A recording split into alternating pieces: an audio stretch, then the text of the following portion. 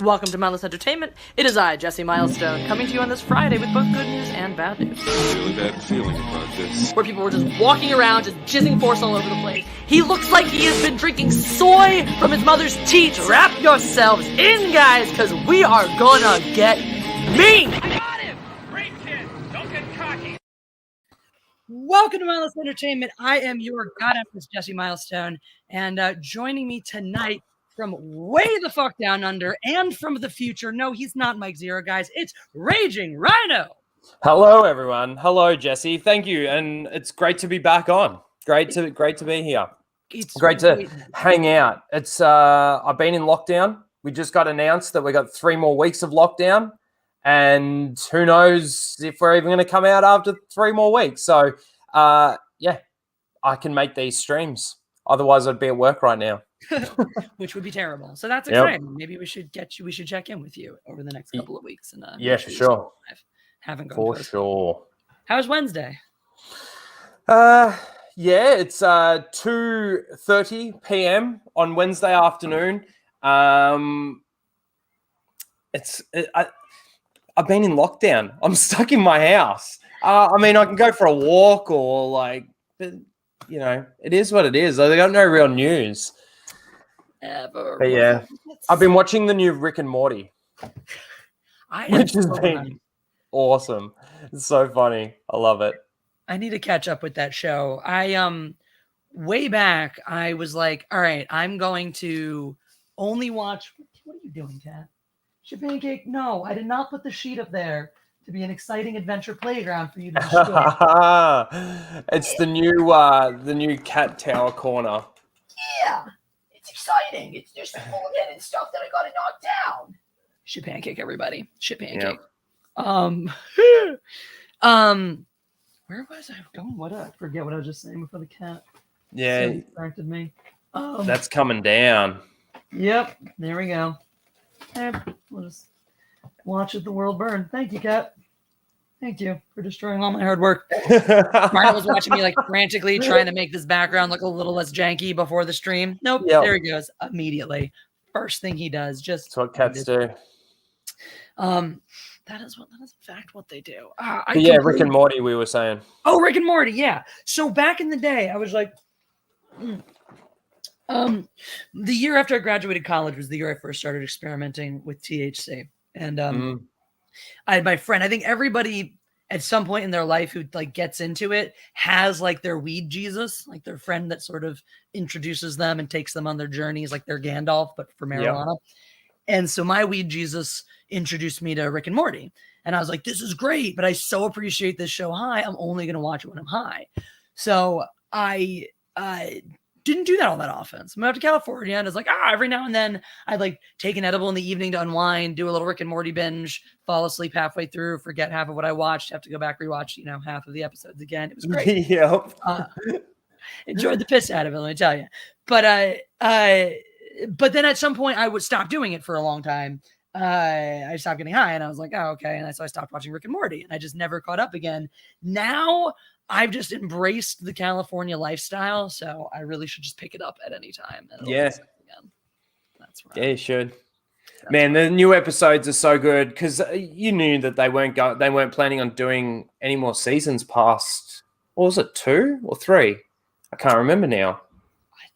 Anyway, however many it was, like they were ending it, and now they've come back with more episodes. And I'll tell you what, they haven't. They don't disappoint.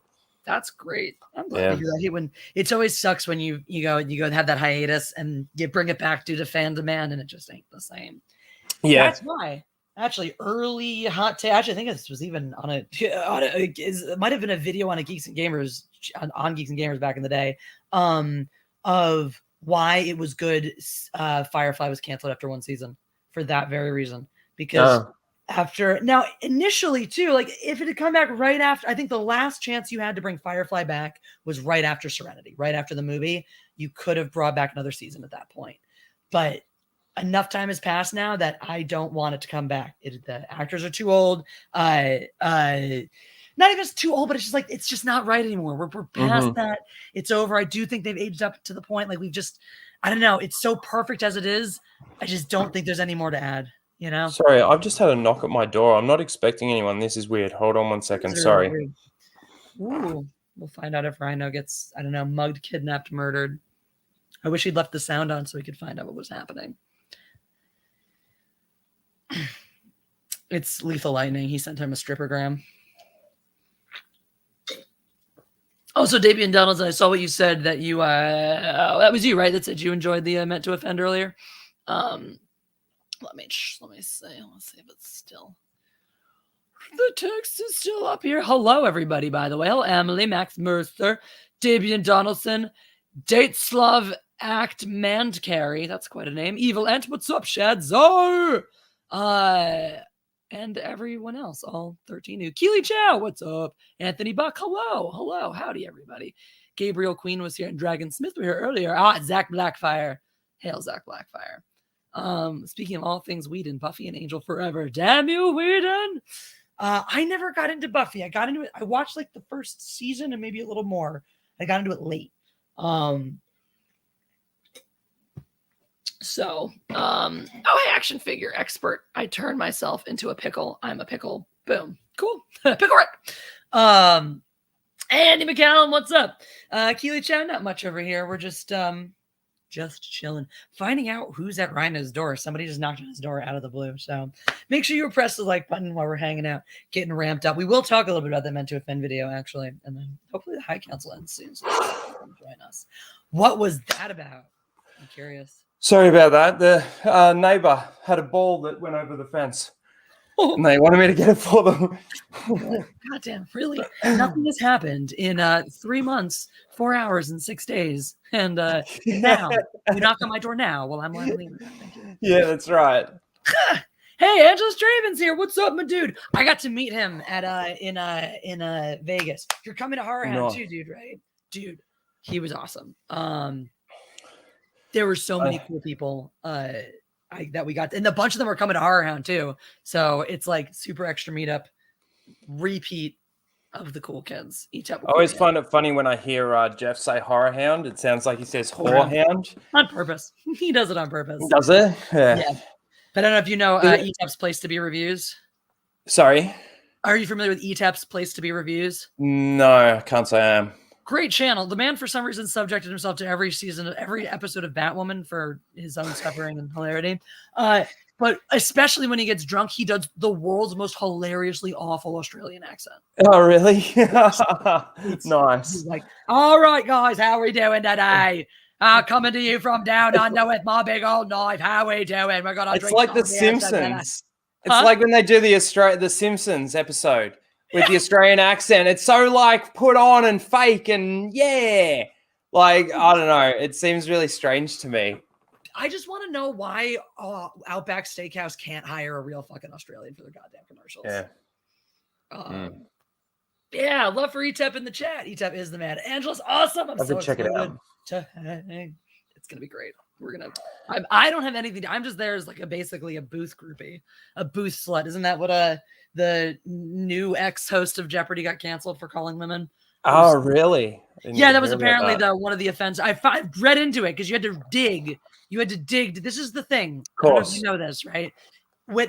When they want you, this is how you know if somebody actually did something terrible. They want you to be outraged. They want you to be miserable about whatever you're hearing, so you'll be angry and do whatever the media tells you to do. So if somebody actually did or said something horrible, they'll quote them everywhere, so you can all be assaulted by their unkind words.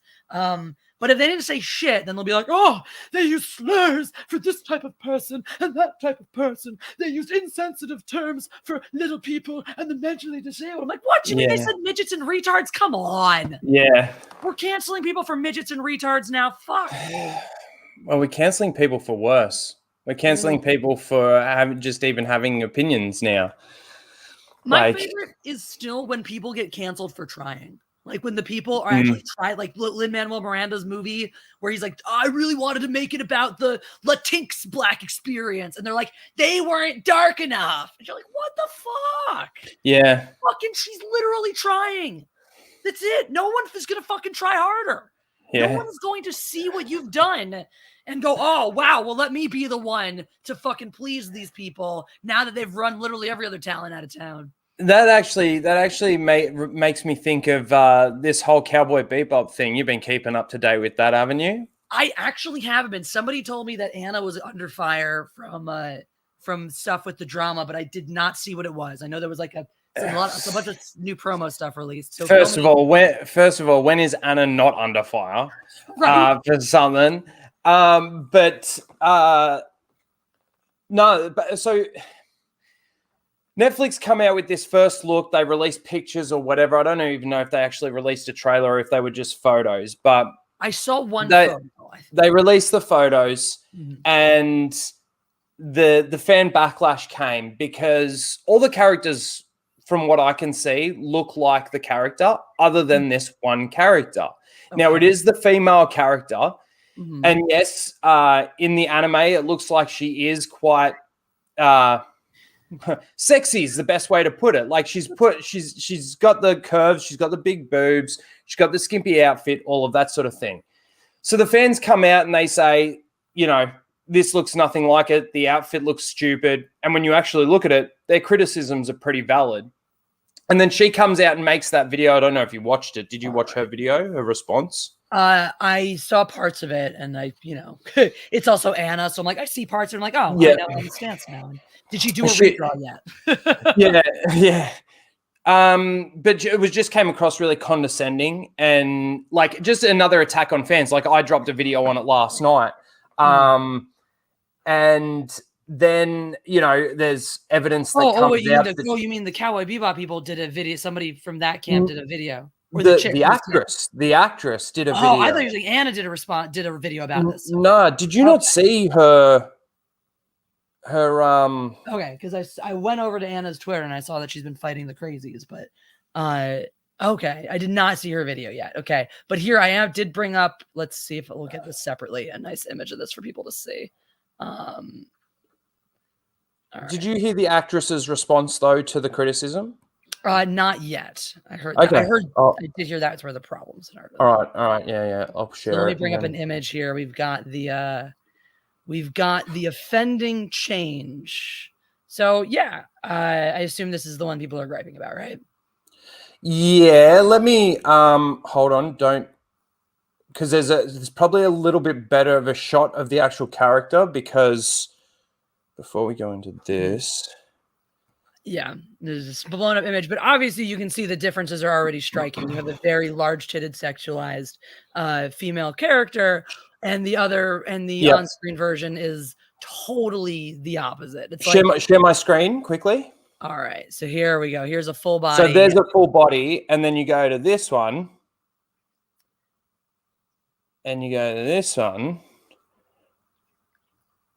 Okay, now I know in anime they definitely do everything over the top. Even when they're screaming, their mouth is as big as their head. Everything is over the top, right?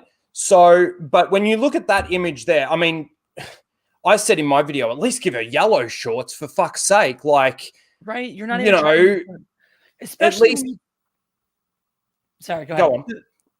No, go on.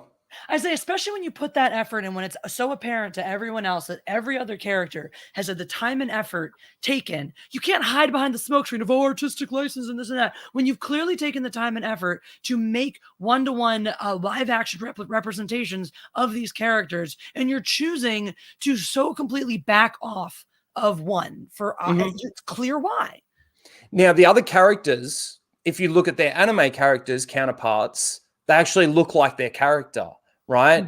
Now, so of course, the backlash comes from the fans. They say, I don't know whether or not they actually attack the actress specifically.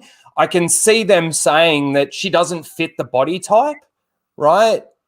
And trust me, hey, how you doing, Dr. Coffinhouse? But they could have definitely got a lot closer to that than that, if you know what I mean. And the thing is, they don't have to have, look, this actress, the funny thing is too, it's like, once again, an example of what's in for the female body. Now, I have hips and small tits. So this body, the fact that this body type, once you peel the 8,000 fucking burqas and puritanical layers of hiding the exposed woman's flesh, which we'll talk about in a fucking minute, away, this body type, the in Hollywood body type right now, smaller chest, curvier hips, somewhat of an ass, is cool because it's my body type. However, that chick in the original anime does not have that body type. She clearly has narrower hips, smaller legs, a more sort of girlish, waifish figure, and chest heavy. It's a certain type. It's a certain look. If you're casting a sort of girly action hero type with that build, that's very specific. It looks a certain way. Other outfits that I'm sure she wears throughout the series are not going to work for this character. So by choosing to go with the in-body type and then cover her head to fucking toe because we're puritanical freaks again, you're making the executive choice that to push your current ideals of what a woman should conform to be is more important than being faithful to the character, even though in every other instance being faithful to the character was okay, which once again just demonstrates that all this supposedly woke social justice pushing is just more versions of just different versions of people being like, well, let's just control what women are supposed to wear and all that. And that's not just men doing it, by the way. It's women are equally culpable of doing that. Women want to control what each other wears, etc., because they're the worst fucking offenders. Oh, I need to know what I'm supposed to wear so I can hate and tear down every other woman who doesn't wear that, so I can feel better about myself, because having real self-esteem is hard. Well, this is the point that I make. Like, you know, if I'm dating someone or whatever, I'm not standing there going, oh, we're going out for dinner tonight, you better go put your makeup on. You better go make yourself look sexy. I don't do that. No. She goes and does that because that's what makes her feel good about herself. Like, if that's what she wants to do, put all this makeup on and make herself look damn sexy because we're going out for dinner, well, that's her choice. I'm not forcing her into that. Exactly. Is it my male gaze that makes her go and do that? No. Spend hours in the bathroom making herself look great. I just wanted to show this. These are some cosplayers that have got this, you know, outfit going. But listen to her response to the fans. Let me play this for you. This is her response. Hey guys, so as you know, our Cowboy Bebop first look dropped today, which was so exciting. And I just wanted to address a couple of things that sort of keep coming up in the comments amongst fans. First, I wanted to apologize to the fans that I did not anatomically match the Faye Valentine character. 6 foot, double D size breast, 2-inch waist. You know, they looked everywhere for that woman and they couldn't find her. It's kind of weird. So they just went with my short ass. I know. Am I right? You know, there was talk about, like, can we put Daniela in a time machine and maybe give her different parents so she has different genetic information to sort of make her look better? It proved to be too complicated. And the other thing I wanted to bring up was I want to apologize that the outfit I'm wearing is not exactly what she wears in the anime. You know, we tried, but doing stunts in tissue paper, things disappear, they rip. Sometimes it just got lost. Anyway, like I was saying, that original costume, they made a couple of them, but like I said, they got sort of slurped up in my various crevices, never to be retrieved again. So we needed to really build something that could withstand the test of time. So just, you know. So again, her condescending response to the fans. So you know what? I'm actually really glad that she made that response, Ryno. I'm thrilled that we can all live in a world now where actors are just actors. They don't have to look anything like the characters that they're playing. They don't have to look anything like them. They don't have to be the same height, the same build, the same race, the same skin color. No, because it's fucking acting. You can take creative liberties and change them in any ways that you want. Because obviously a woman's body, the size and shape of her body, isn't in any way intrinsic to her identity or how she lives her life. Not at all. I mean, talk to women who have double D chests. It's not a part of their identity at all. Talk to women who have smaller size chests. It doesn't influence like how they dress, everything about, you know, the way that they put clothing on their upper bodies and present their chest region to the world. No, it's fucking this is why this is retarded. Yeah, well, it's also the fact that she, like, that they weren't. It's hard to say because I didn't actually see a lot of the criticism, but I feel like, yes, there is a problem with the body type that the cast that they picked for the role. When you've got a character that honestly, when they look like that and you cast that, like, okay, nobody asked for exactly that, right? But you can get damn closer to that than who they did cast for the role. And then you look at the costume, like I'm saying, the criticisms are completely valid. Now, just quickly, it gets better because after she comes out and makes that video and attacks the fans, it turns out that she has worn something in a role very similar to that, where she had to move around. Now, do you reckon she's doing a lot of her action scenes in Cowboy Bebop, or do you reckon they're a stunt double? I'm gonna guess stunt double. That's I'm gonna say the same thing because she sounds like a pussy. Yeah, but like she's gone out and she's worn stuff like this and done some role and acted in this outfit, and she can't put on an outfit like that because it gets slurped up into her various crevices. Jeff was reading me a really fun story earlier about how apparently Jonathan Rhys-Davies on the Lord of the Rings set. Also, Jeff from World Class Bullshit is everybody. Hello, Jeff.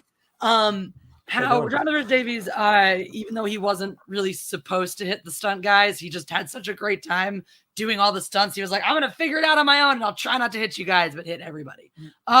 This guy sat for, like everyone else on that, like many other actors on that set, sat for multiple hours of prosthetics. He was one of the most intensely prosthetic actors. He was wearing a padding and clothing that's incredibly restrictive and holding an axe. Yes, it's a prop. It's probably very light, made of something like polystyrene or whatever. But the Lord of the Rings props, a lot of them were actually heavier than your average movie props on purpose. And he swung that thing around and ran through the woods. The freaking, oh my God, the Urukai, the stories of that stuff. They were like, they cast like rugby players to play the Urukai at the end of the first movie. And like because of the way some of their makeup and prosthetics were, they couldn't always see, they couldn't move their limbs all that well. And they had to run down hills, and they were like, all right, let's barrel down and hope we don't trip. They fucking did it. No whining, no crying, no bitching, and way more restrictive, way more uncomfortable things than a piece of loose fitting clothing. Calm the fuck down. Jesus Christ. It's called a first world problem, But, Jesse. Seriously. Yeah. But like this is the thing though, like we're seeing this more and more, and I feel like, and I mentioned this in my video too, that Kevin Smith said about Netflix not caring because we've got 5,000 to 10,000 people spurging out, and look how many subscribers we've got, so they don't give a fuck. That emboldens these people to come out and basically attack the fans because they don't care. They don't care about the properties anymore. And I was saying this, okay, these companies, they care about the money, they care about the bankroll, they don't care about the properties and what they're putting out in regards to entertainment. But they should have some sort of care for it. And if they want it to move forward and they want it to strive, it's the point that I make with Star Wars. You know, I wasn't around for the original Star Wars movies. You know, I was born the year that Return of the Jedi came out, so I couldn't have gone and seen those in theaters. But throughout, you know, inheriting this nerd culture, like from my old man in regards to him loving Star Trek, well, that's where I'm at. So I hear you. I agree with you 100%. I like the way you put that too about inheriting the culture. I want to read a couple of these supers so we don't get behind with you guys. Also, guys, if you're just joining us, make sure you are press the like button and make sure you go sub to Raging Ryno. He's an awesome dude and deserves way more subs. Is he the one who was in the taint of Australia? That's lethal. They like to say that it's me, but it's actually lethal. You just live in the place that sucks, right? Yeah. Okay. Yeah, but it's the most cultured. Like I live in the most cultured part of Australia, but it does suck. Or Melbourne? Melbourne, yeah. Melbourne. Eagle Rider says, my chest is a huge piece of who I am. Anyone who's seen Rosetta knows that for damn sure. And see, it's part of your fucking identity. This Kenny and Kyle would be very sad if I treated them like they weren't a part of me. And Rosetta also hit us with our first super chat. It says, love you, girl. I am still livid today. So Rosetta got a stream taken down for the accusation was medical misinformation when she was talking about like her own medical conditions. So thanks, YouTube. You're a giant cunt. But I got my thumbnail removed because it was sex or nudity. And it was literally like those 2 pictures that I showed you of Faye Valentine. Yeah. That was it. Fucking hell. Bullshit. Mm-hmm. Absolute bullshit. That ain't nudity. That's just good, tasteful cleavage. Yeah. Phila Booty says, I think Anna's analysis was spot on. She seems to be self-conscious and is lashing out. Of course she is. Is this all over the lady that's in Cowboy Bebop? Yeah. This. Yeah. I just was making sure I was up to Yeah, date. We should watch this show. Do you want to? Okay. Well, yeah, the original one. Yeah. The original Cowboy Bebop. I've been told to watch it too, and I've been meaning to for so long. Dude, we got this shit on Blu-ray, man. Like we're ready to watch it. So ready to go. Nice. Oh, and Muggsykins is exactly right. He says female WWE wrestlers fight in outfits like that. If you can make him skin tight for and some of them do, some of the shit that flows off of it. Bianca Belair right now is one of the queens of the WWE, and she wrestles with a fucking braid down to her asshole. Well, I've just been watching the Olympics. Look at the runners. Yeah, they're running, and by the end of the race, like it's pretty much a G-string. Like it happens. I'm sorry, but that's the outfit that the people that created this character decided to put on them. If you don't like it, don't do the role. I just don't understand where not wanting the shit to look like the source material is okay. Like everyone, I'm an artist. I get it. Collaborative work. Everyone wants their own spin.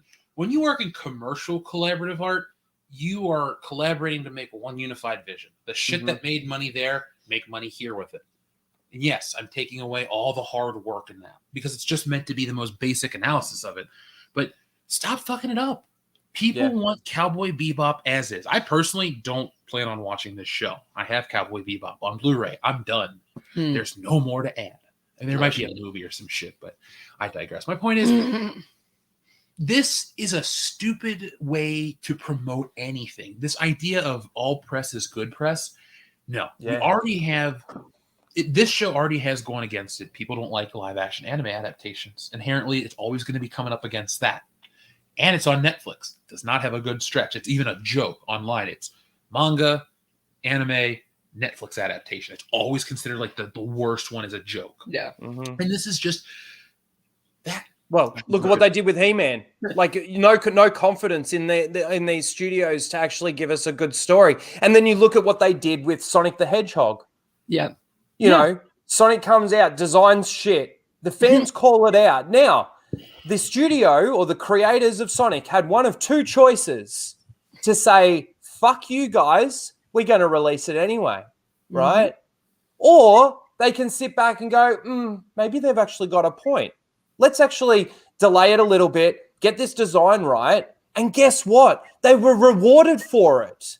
They were fucking rewarded for it. The box office of that movie was huge for what it was. We paid $20 to see that movie. Monies. Yeah.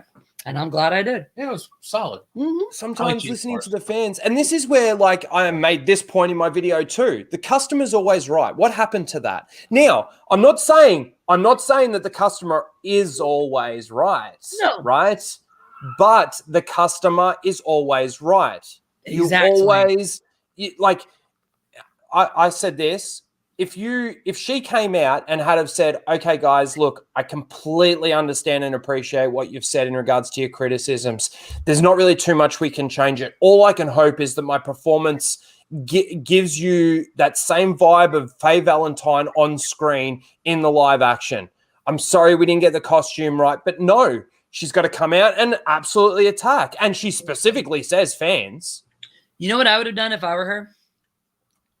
I would have posted something on my social media and just been like, oh, just going out for the weekend. It would have been me in a, cosplay, a canon realistic cosplay, just for funsies, just to be like, just to show that, look, hey, this is not my choice. I support you guys. That'd be my little nod. Be like, cool, I hear you. Hear the fans. I'm on your side. Whatever. Let's do this together. Can't do it without your support. Why? But hey, maybe it was her choice. Maybe they did give her a costume and they said, who knows? I mean, we don't know. We can only speculate on that point.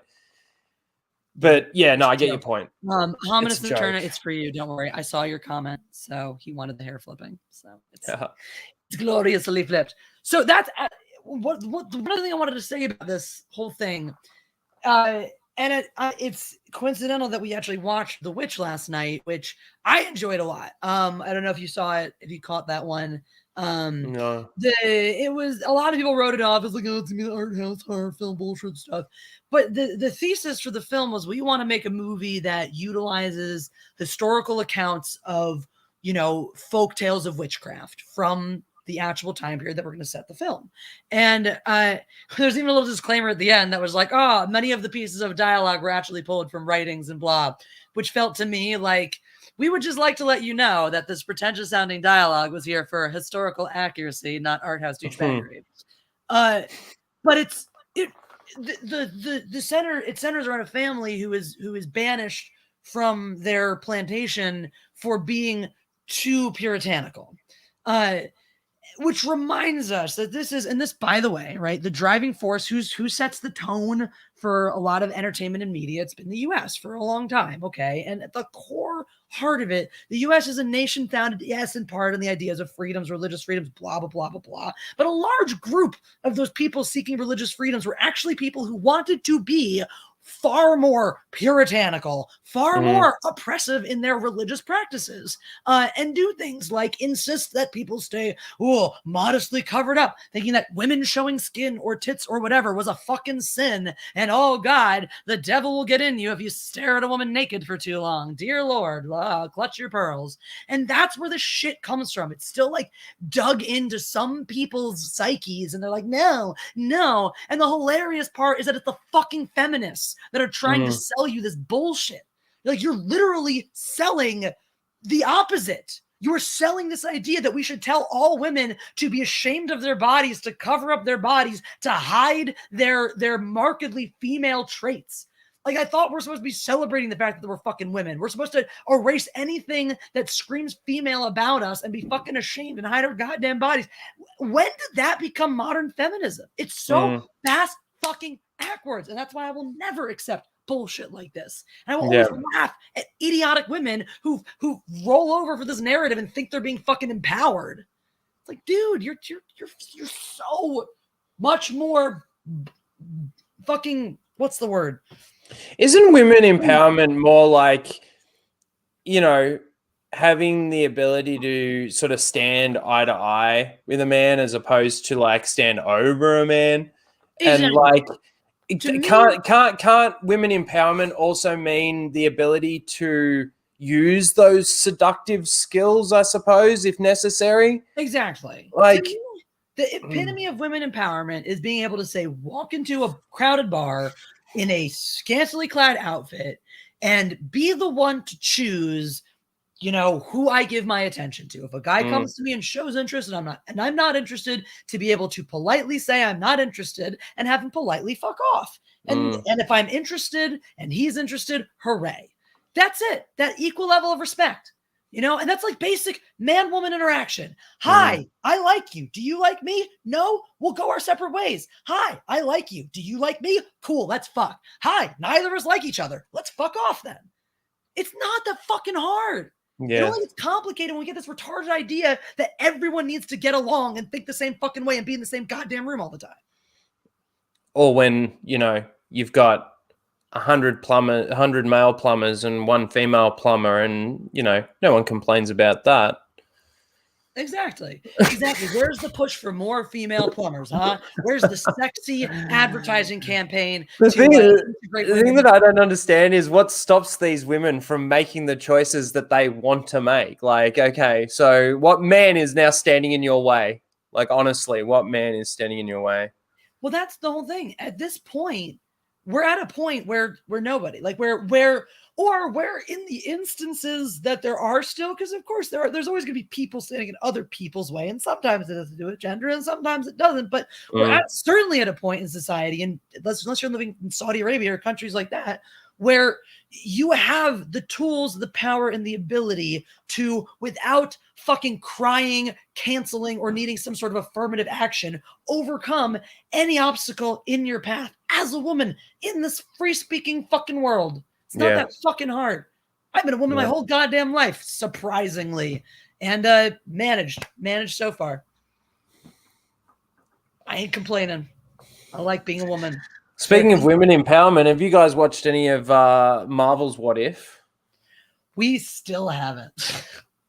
We're like, yeah, we'll watch it, and then we haven't. I like Marvel's What If, the comic book, but You're not gonna like this. I already read up on all of it. I just don't.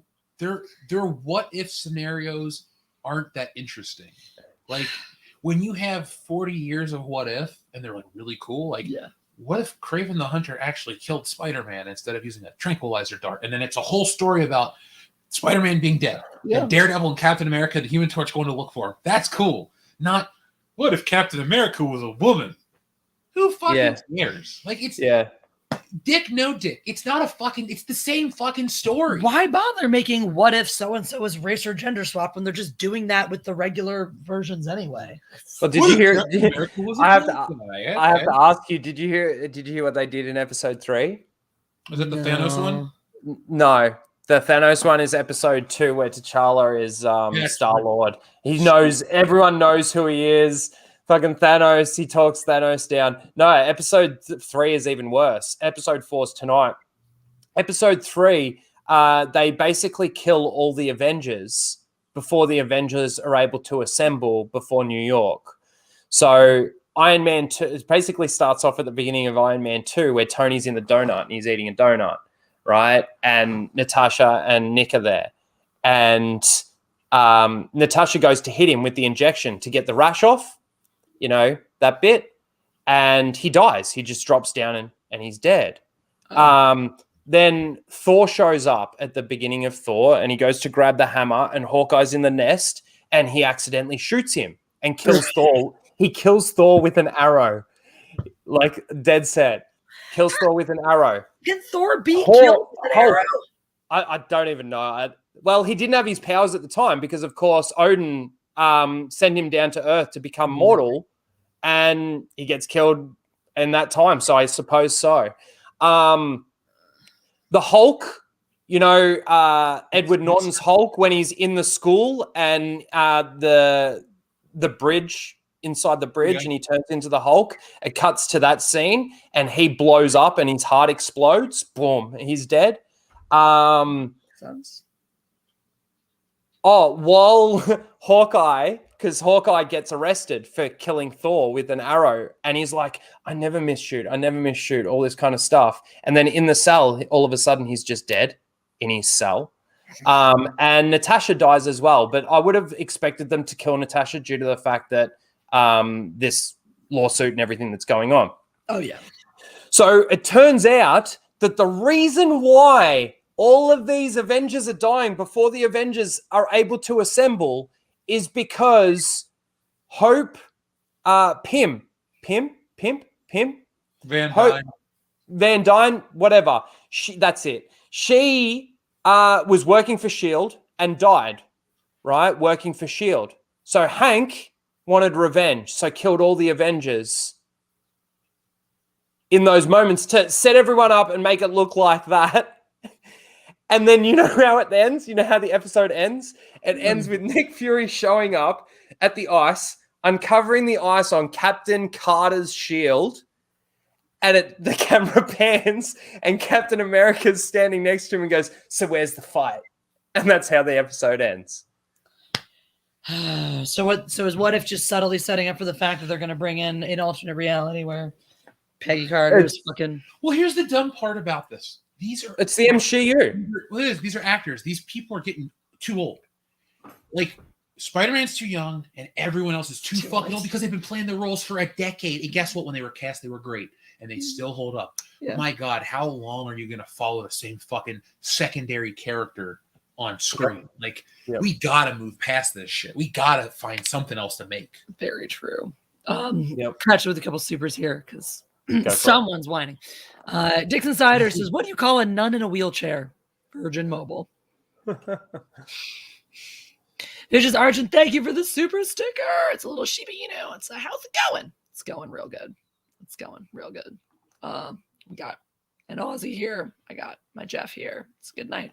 Got some exciting news to tell you about in just a second before we dive back into the discussion. Also, make sure you're pressing the like button if you have not yet done so. All right, here we are.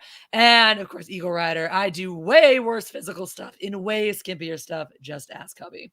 Oh, we know. He tells us every time that he wanders into the room when you're streaming. Oh, do I see Demogeni in the chat? I do. Yeah. What's up, Demogeni? And Death by Saber. Hey guys. And Old School Lou. Sorry, I'm gonna sneeze.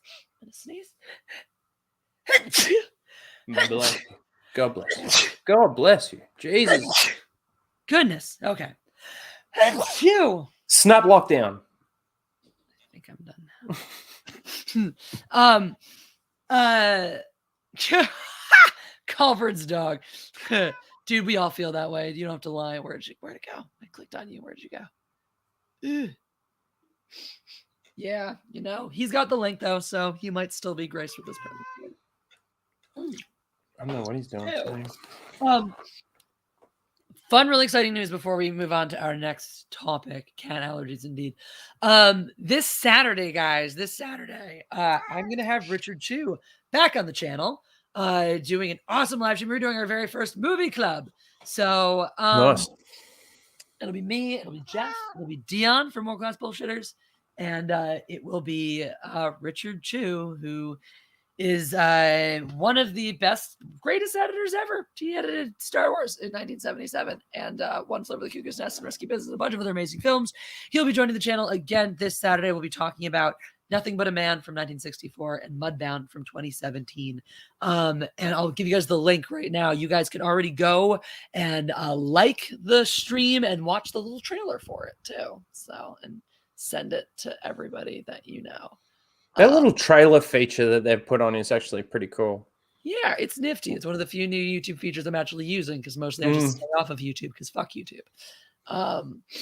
YouTube is cruel to me, so I summarily ignore it. So I'm really pleased though. I'm really, really pleased. I've been waiting my entire YouTube career for my Meant to Offend videos to get as many people's panties in a wad as they are now doing. I'm very excited. So I'm gonna read this. Speaking of Meant to Offend, Brett Cohen. Oh look, the Aussie penal colony still exists. On the screen is now abundant species, Aussie captivus. They will become rare as breeding is now banned. Yeah, that's right. I guess someone else is suffering from lockdown there too. Breeding Philip Booty is just getting deep into his leather work down there. So. Golford's dog, yes, Richard Chu. That's whose name. It's CHEW, but yes, Richard Chu is who I was speaking of. So I'll post that once again. That's in the chat. You guys can go drop a like on it and give yourselves a reminder. That'll be this Saturday, 1 p.m. Pacific time. If you want to catch it live, and obviously it'll be live on repeats if you don't. But yeah, so really funny how certain topics you can still get a rise out of people, so like telling Rian Johnson his Star Wars movie fucking sucked balls, or like telling people that Game of Thrones was really never that good. That one really riles people up because you did it the smart way, Ryno. You and Jeff both actually did the smart thing by just never getting involved in the show. But there were so many people who did and were so dedicated and so devoted and so utterly heartbroken when the last season let them down as abysmally as it did. Which, understandably so. But those people are the ones who were the most disappointed by the last couple seasons that get the most upset when you let them know that their show really wasn't that great to begin with. Well, it's because the truth hurts. It does. The truth hurts more than lying. Yep. Like, if you were to say to somebody that thought that it was really bad, look, it was really, really good. And the person that thought that it was really bad asked them, like, why was it really good? I reckon you would find that they are really just a normie when it comes to it, like a very, very casual fan when it comes to it. They don't dive into these things. And I've noticed this more and more. I've done a couple of videos now with my sister, who is a Marvel fan, but she only became a Marvel fan because it became cool and it was out at the theaters and all this kind of stuff. So talking to her as like a normie is really, it's helped me change my perspective on it too, when it comes to people getting annoyed by it. It's the ones that sit there and say, no, it would have done this because of this, and this. But what they're saying just doesn't make sense. If you actually bring it through to conclusion, you're retarded. Like, exactly. So I don't know. I feel like when a person's in denial and you throw that truth in their face, they get pissed. Oh God, yes. And the thing is, I think Game of Thrones was one of those shows that a lot of people really, really liked because they were, one, told to like it, or because they were told what was good about it, watched the show, found that the things they were told that were good about it were in fact good, and so looked no further. From not knowing anything, Jeff, what have you been told by people who love the show is great about the show?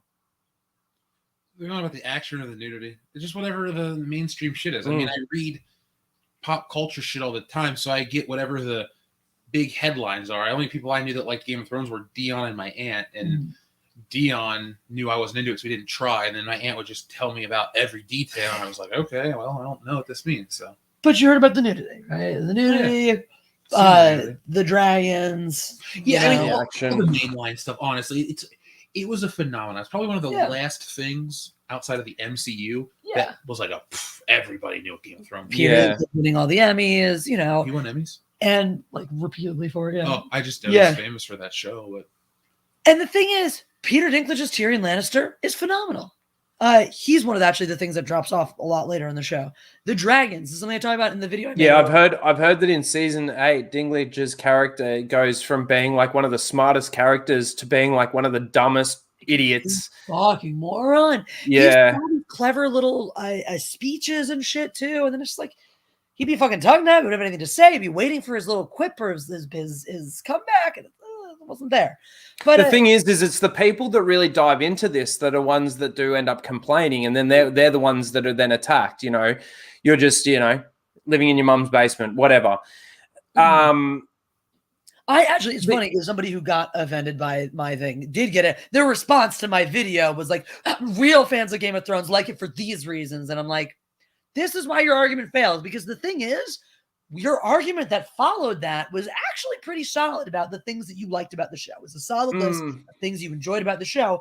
But we're done here because you started with real fans of Game of Thrones, thus proving that you were arguing from a place of fifis, not listening to me because all you're concerned about is taking little pot shots about how you're much more of a real fan and proving that you're not going to listen to anything I say. So why am I going to bother engaging with you? But the same argument too can be said like about Star Wars. You know, people love Star Wars just because it says Star Wars on it. They don't look into it more than that. It's just because it's Star Wars that they love it.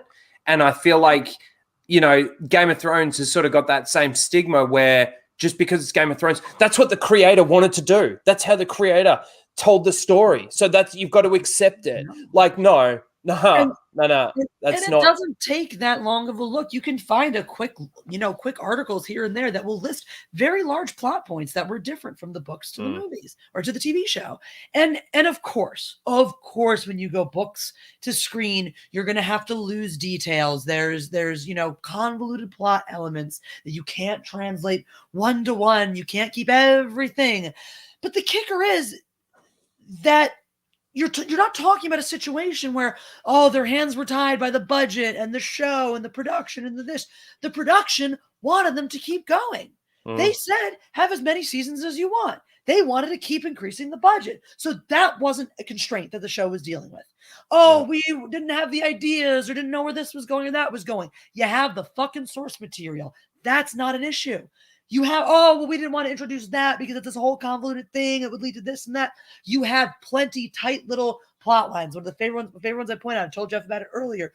There's a character that comes in. It would be the equivalent of like a 3-episode arc where he comes in, he tries to woo Daenerys. It fails. He tries to steal her dragons. He gets burnt to a fucking crisp. But he's kind of an important character bloodline-wise, so it matters, but it also doesn't. All you needed to do was cut 2 minutes of dialogue here and there, not even entire scenes. Because the thing is, these scenes are so fucking redundant. You'd have 20 minutes of talking split up over the course of an episode, one scene, 20 solid minutes of dialogue split up through the episode. And each time you revisit the scene, the characters just rehash what they already said. There's no new information being given. There's no action being driven forwards. There's no decisions being made. It's just like a fucking soap opera. So they string you along for an hour and then throw you one cliffhanger at the end to keep you interested for the next week. So you forget how shitty the episode actually was. I feel like the problem is, and I think it just got dropped in the chat actually, but it's his fault. George R.R. Martin. It is really his fault. He has had plenty of time to write the books, and he could have got involved in, I'm sure he was involved in the production of the show, and could have given them ideas. I think there was somebody out there, I can't even remember who it was, but they said that they don't even feel that George can finish the book because he can't write it the way that he would want to write it because of the times that we live in right now. Basically, if he writes this book, he's going to get cancelled. So it's like, okay, does he write the book and write it entertaining and continue telling the story, or does he just make it woke, or does he not do it at all? Yeah, right. And that's where the culture is now. It's in their eyes, it's go woke or get fucked.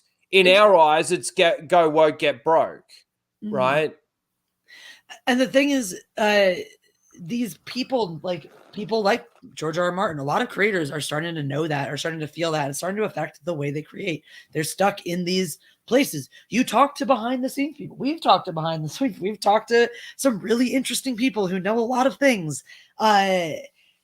People who are involved in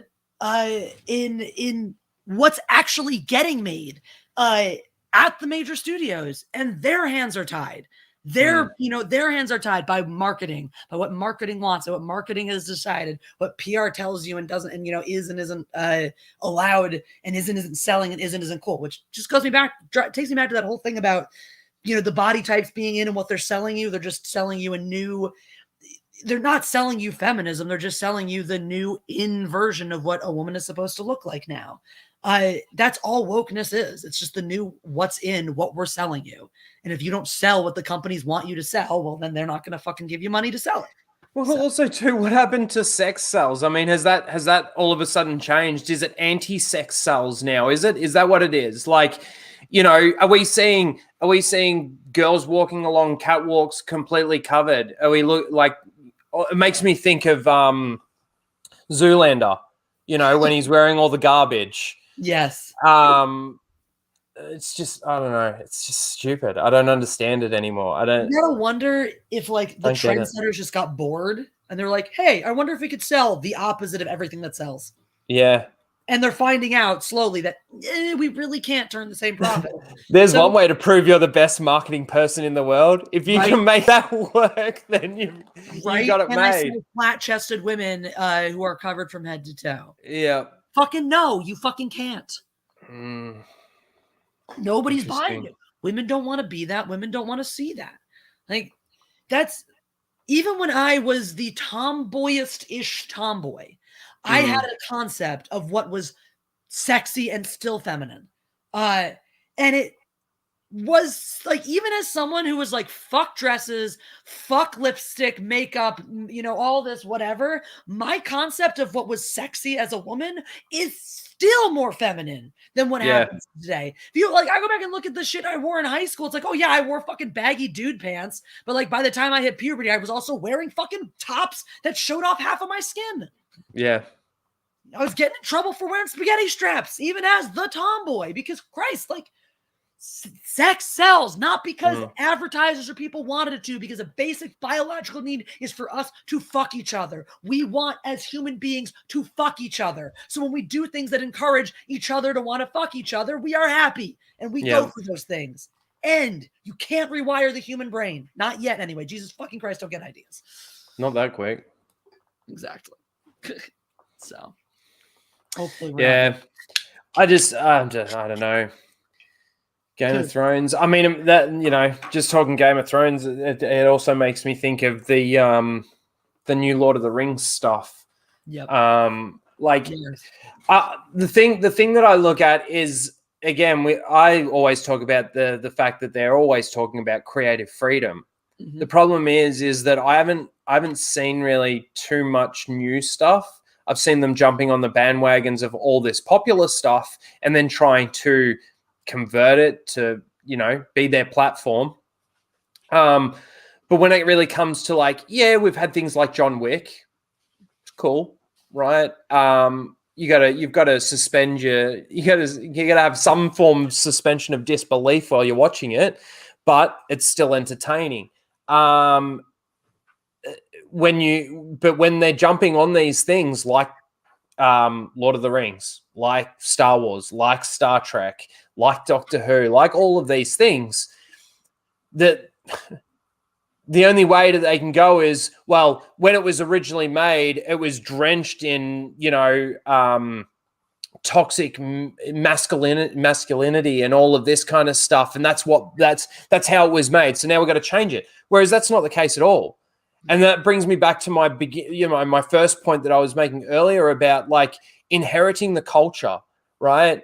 If you aren't a Star Wars fan by now, right? Or before Disney, let's say you weren't a Star Wars fan before Disney took it over, you were never going to be a Star Wars fan. Yeah. I don't understand why they're trying to push for these new fans, or if they weren't there for 50 years, then they're not going to be there. Exactly. I'm exaggerating when I say 50 years, but you know what I mean. It's ridiculous too. It's like, why, if you can't figure out how to expand your fan base without alienating part of it, you're not doing it right. Why on earth would you want to alienate one of the most lucrative fan bases ever just for the idea of, we want to involve more people? We want to make you be able to see yourself on screen. What? Who asked for that? Who asked for that other than the 10 Spurgs on Twitter that have 500 accounts each? Exactly. That's what I don't understand. Where did all these ridiculous talking points come from? Because some of them are it's just like you all of a sudden wake up one day and you hear people repeating these things. No, it wasn't like that though. It feels like that, but it was ingrained in the culture. You think about it, Jesse, and you think about, go back in the timeline, 2016, right? You think about what happened during the times of Ghostbusters 2016. Oh, and then think about it all moving forward. It's eventually been okay to do this to the point where we've now got actresses coming out on Twitter who get some criticism for an outfit and she's got to attack. It's been ingrained in the culture. And this is the thing that scares me with, a lot of the kids and stuff these days in regards to did you see the Muppets thing with Gonzarella? Oh, did you see that? Yeah. That makes me sick. That makes me sick because kids are kids. And then people would say it the other way. Well, kids are kids. They're not going to not understand but you're planting these seeds, right? It's ingrained in the culture, and then it sort of makes it okay. And then what, are we just going to be okay with pedos now, right? Is the fact that we've now got to make porn for kids, right? That's something, by the way, that's a really interesting, I know we're going really all over the bizarre place to me, the way that topic has entered our culture and entered the conversation. I've noticed this weird thing start to happen, which I'm trying to fight against now too. And it's not just, this is the forefront. Child pornography, I would say, and pedophilia is the number one place where I notice this, but it's happened with a number of topics. And it's, again, it's like this, that's why I think this cultural movement is so insidious, because that's why I think it feels like you wake up one day and everyone's just saying the opposite of what's real, is because this is a cultural movement, not about people standing on their soapbox and grandstanding about what they believe in. There is that going around, but so much of this cultural war is actually being fought sneakily. It's being fought with conspiracy theories and whisper networks and infiltration. It's not, the information isn't so much being spread around from somebody telling you what to think and believe as it is from people disingenuously infiltrating other groups to try to poison the wells and poison the water and try to ruin somebody else's, yuck someone else's yum. And it fucking works. That's the problem. Everyone's letting it fucking work now. Everyone's running around. We've got to remove an ooh la la scene from Back to the Future, right? But we can put Gonzo being embarrassed about being a cross-dresser in a kids show. You know what I mean? It's just like, who in their brain thought that the ooh la la scene is offensive? So in any way, shape, or form. I'm sorry, but stick magazines have been around for a long fucking time, ladies and gentlemen. If you don't know that, well, fucking too damn bad. The funny thing is it was an underwear magazine that Ooh La La is. It's not even a nudie magazine. Exactly. It's what the fuck has happened to the culture where somebody in their head goes, nah, we can't have that. Yeah. What happens to the brains of people when a movie can't win an Oscar unless they hit the right tiers of fucking diversity within the cast? But that means things like Saving Private Ryan would never win a fucking Oscar. So the flip is, well, exactly, but it already got fucking snubbed for Best Picture as it was. Sorry. But you're exactly right, and you're hitting the exact nail on the head too. And the side effect of the censorship is the only people who are allowed to say the bad things are the bad people, and the other side is like our side, or the opposite of the censorship side is starting to accidentally embrace those ideas. Obviously, we don't censor ourselves and not say things like midgets and retards. That's been like my phrase of the week is midgets and retards. But I'm trying to get canceled. It's my goal right now. So that was the thing I was saying too. It's working apparently. People are like actually crying over my Game of Thrones video. I'm like, bro, that show's been over for years. Yeah, not that big of a fucking deal, and people are still crying over it. I'm so pleased. But I digress. The point is that I hear so many people now when they want to talk about these sensitive topics, they won't even say it. Oh, CP. Or you can't talk about this topic on my channel. You can't talk about anything to do with the topic. I mean, we can't discuss it.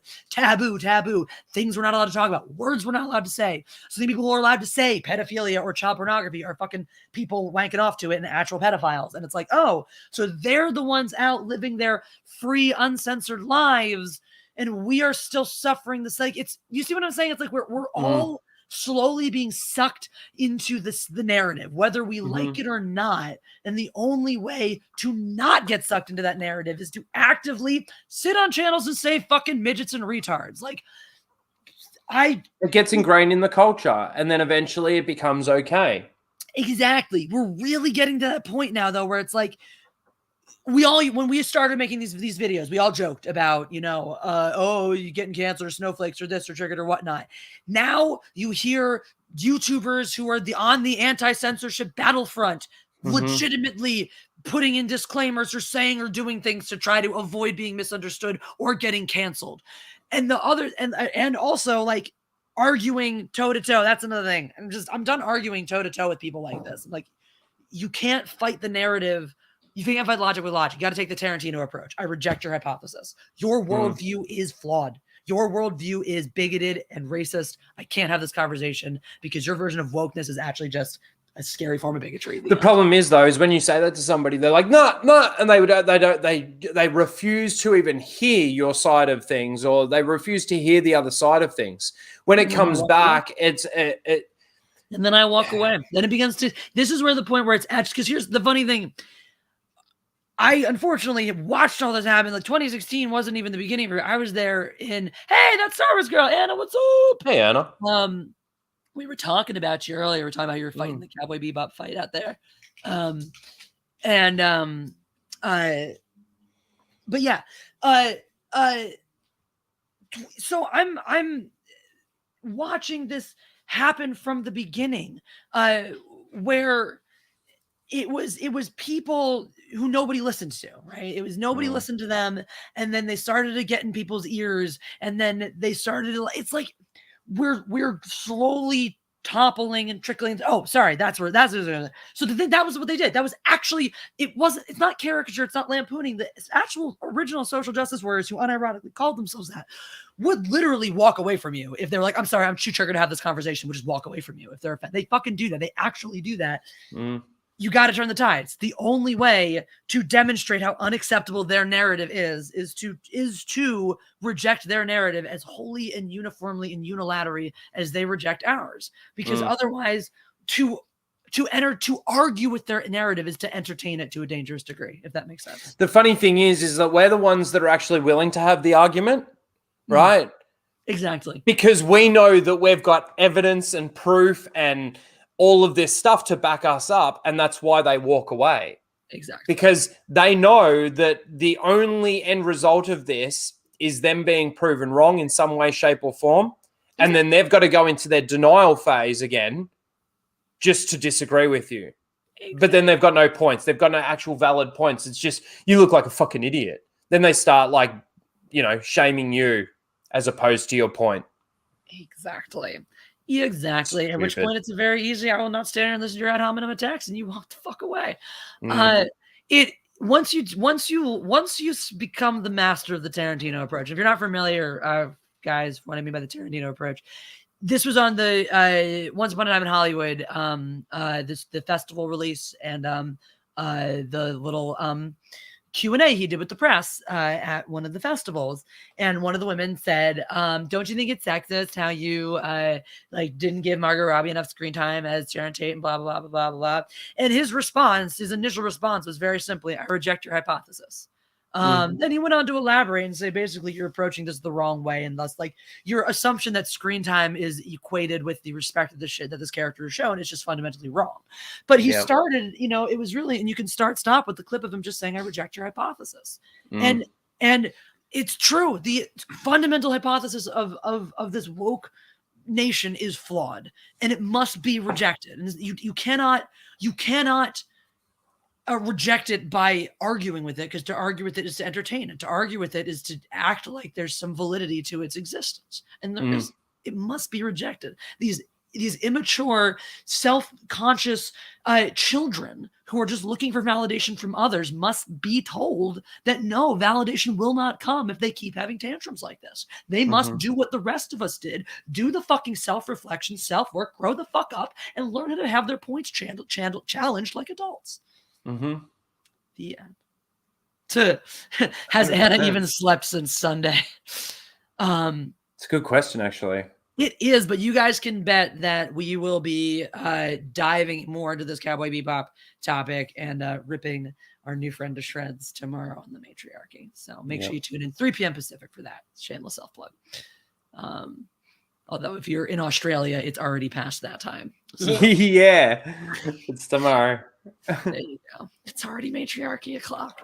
I better go.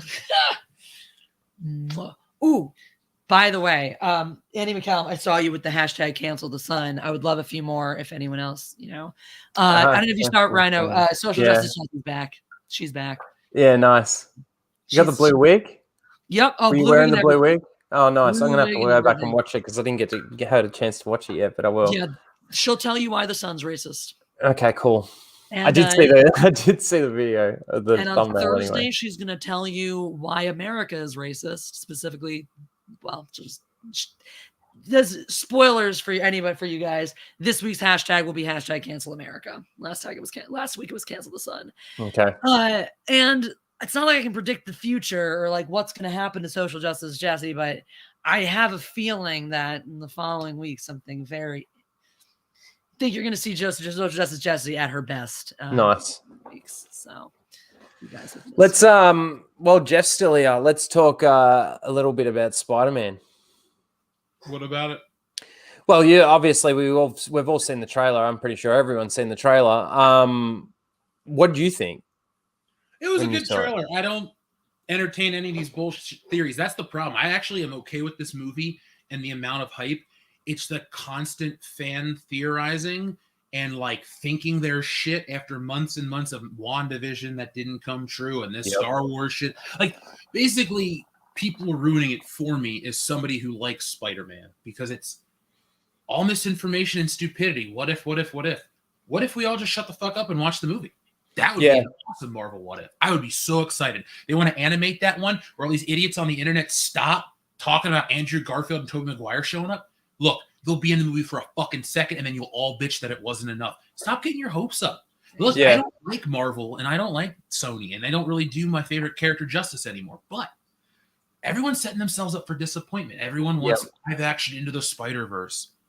No, because if you get that, you're going to get a bullshit Loki ripoff. You got Loki into the Loki verse. You got every version of Loki meeting Loki.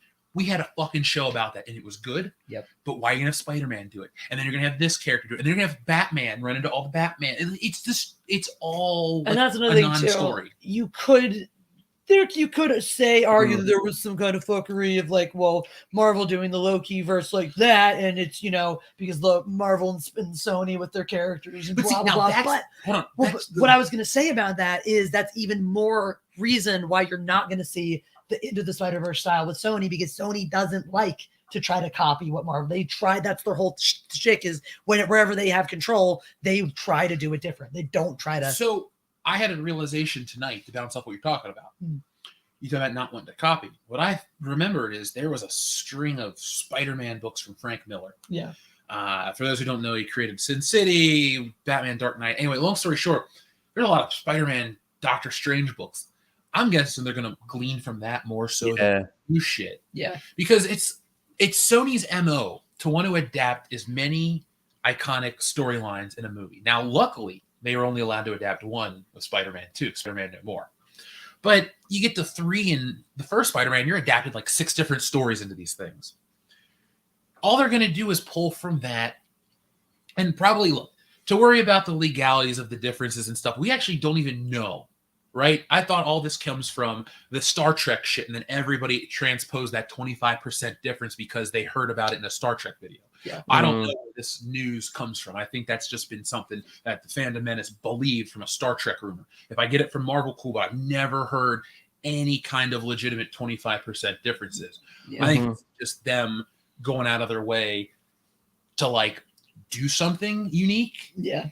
But also, well, we do know from, that there are royalties paid out to artists and stuff for certain. So there's an incentive to create new characters or not utilize old characters for those reasons. But they don't do that though, because we know a guy. They'll cut you a check no matter who the fuck you are if you just create anything. That's why I've been getting kind of tired of some of the YouTube rigmarole, because there's a lot of like stuff, it doesn't work that way, and so then people are reporting news and theories based off of the way that this doesn't work. I gotta say that's been like one of my number one frustrations. And Ryno, well, it's kind of goes back to like that certain person we were discussing behind the scenes and being disillusioned with certain takes of theirs, and a big part of that for me and where that hole was blown wide open with certain people is exactly that. Like we live in Los Angeles. We work, I work in the industry outside of this room as well. And I work in that back office, drawing comics. people just by living in the city and doing the kinds of things we do and meeting the kinds of people we know. We learn a great deal. Like I've been on sets. I was a freaking extra in Grey's Anatomy. I was in a Nike commercial. Like I understand I've been through the casting process for major television shows. I understand how that side of the world works. I've produced things on my own. I've independently produced film.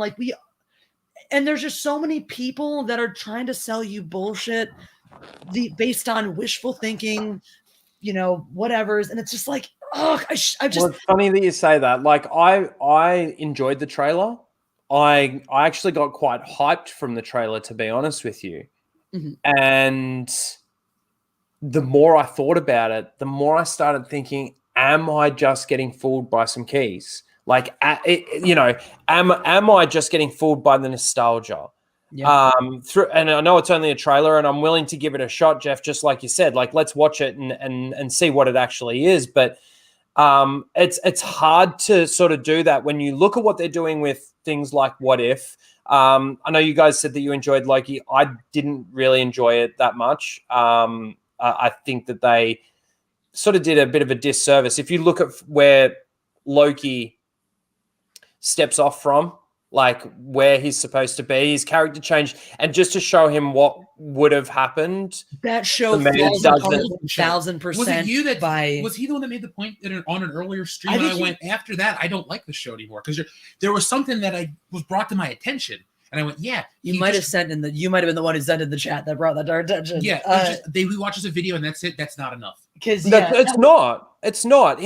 But dude, he was fucking ready to destroy Earth. Yeah. He was invading Earth. At 100%. the moment, he zaps away with the Tesseract, and immediately he's a different person. At the most, he watches a video. But look, at the most benefit you could give him is remember that scene in the Avengers when Thor says, "Look it around, look what you've done," and he's like, "Oh fuck." Like he realizes, like, well, I got to go all the way. He's having a moment. He's having a moment of self-realization. So I can buy that Loki, after being defeated, could have a moment of like whatever, but not to that extent. That's no. That's the most they could write into the story. Oh, sure.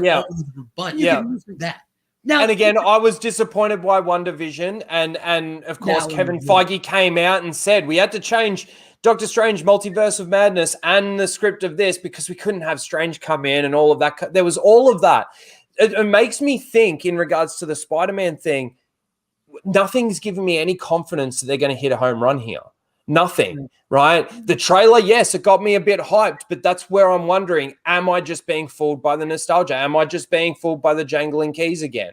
I don't think you are, because I don't care about the nostalgia. The thing I like about the trailer is it tells the story. Yeah. How this bullshit's about to go down. It's very Spider-Man. I like the premise. I like what he's trying to fix. My number one complaint with this movie, it feels like Marvel's listening. Everyone knows he's Spider-Man. That's the thing is, the entire crux of Spider-Man's existence in the book for decades is keeping my secret identity, having two lives. He doesn't have two lives. He's got this one fantastical fucking dream life that every kid wants, but no kid can have. So it kind of feels like this movie is actually the one Marvel what if they're taking and kind of doing right. Well, Yes, what they should have done, basically what they should have done is at the end of their Homecoming, right? When they're about to do the press conference and they're about to reveal that Peter Parker is Spider-Man, they should have just done it. No, the thing is, because in their universe, this is how I feel they want to do it. Like all the Avengers are just known by people, right? I think they're getting rid of that. That's the point I'm getting ready to make, though. This movie, right. I think this is the movie to reset that shit, because with Spider-Man, his entire existence is that. You don't have Spider-Man anymore. You have a weird Iron Man amalgamation, and they fucking know. They definitely have to know that. The whole plot of this movie is to fix that thing, and I think after this, you're going to get a different Spider-Man, not because of a 25% contractual bullshit agreement.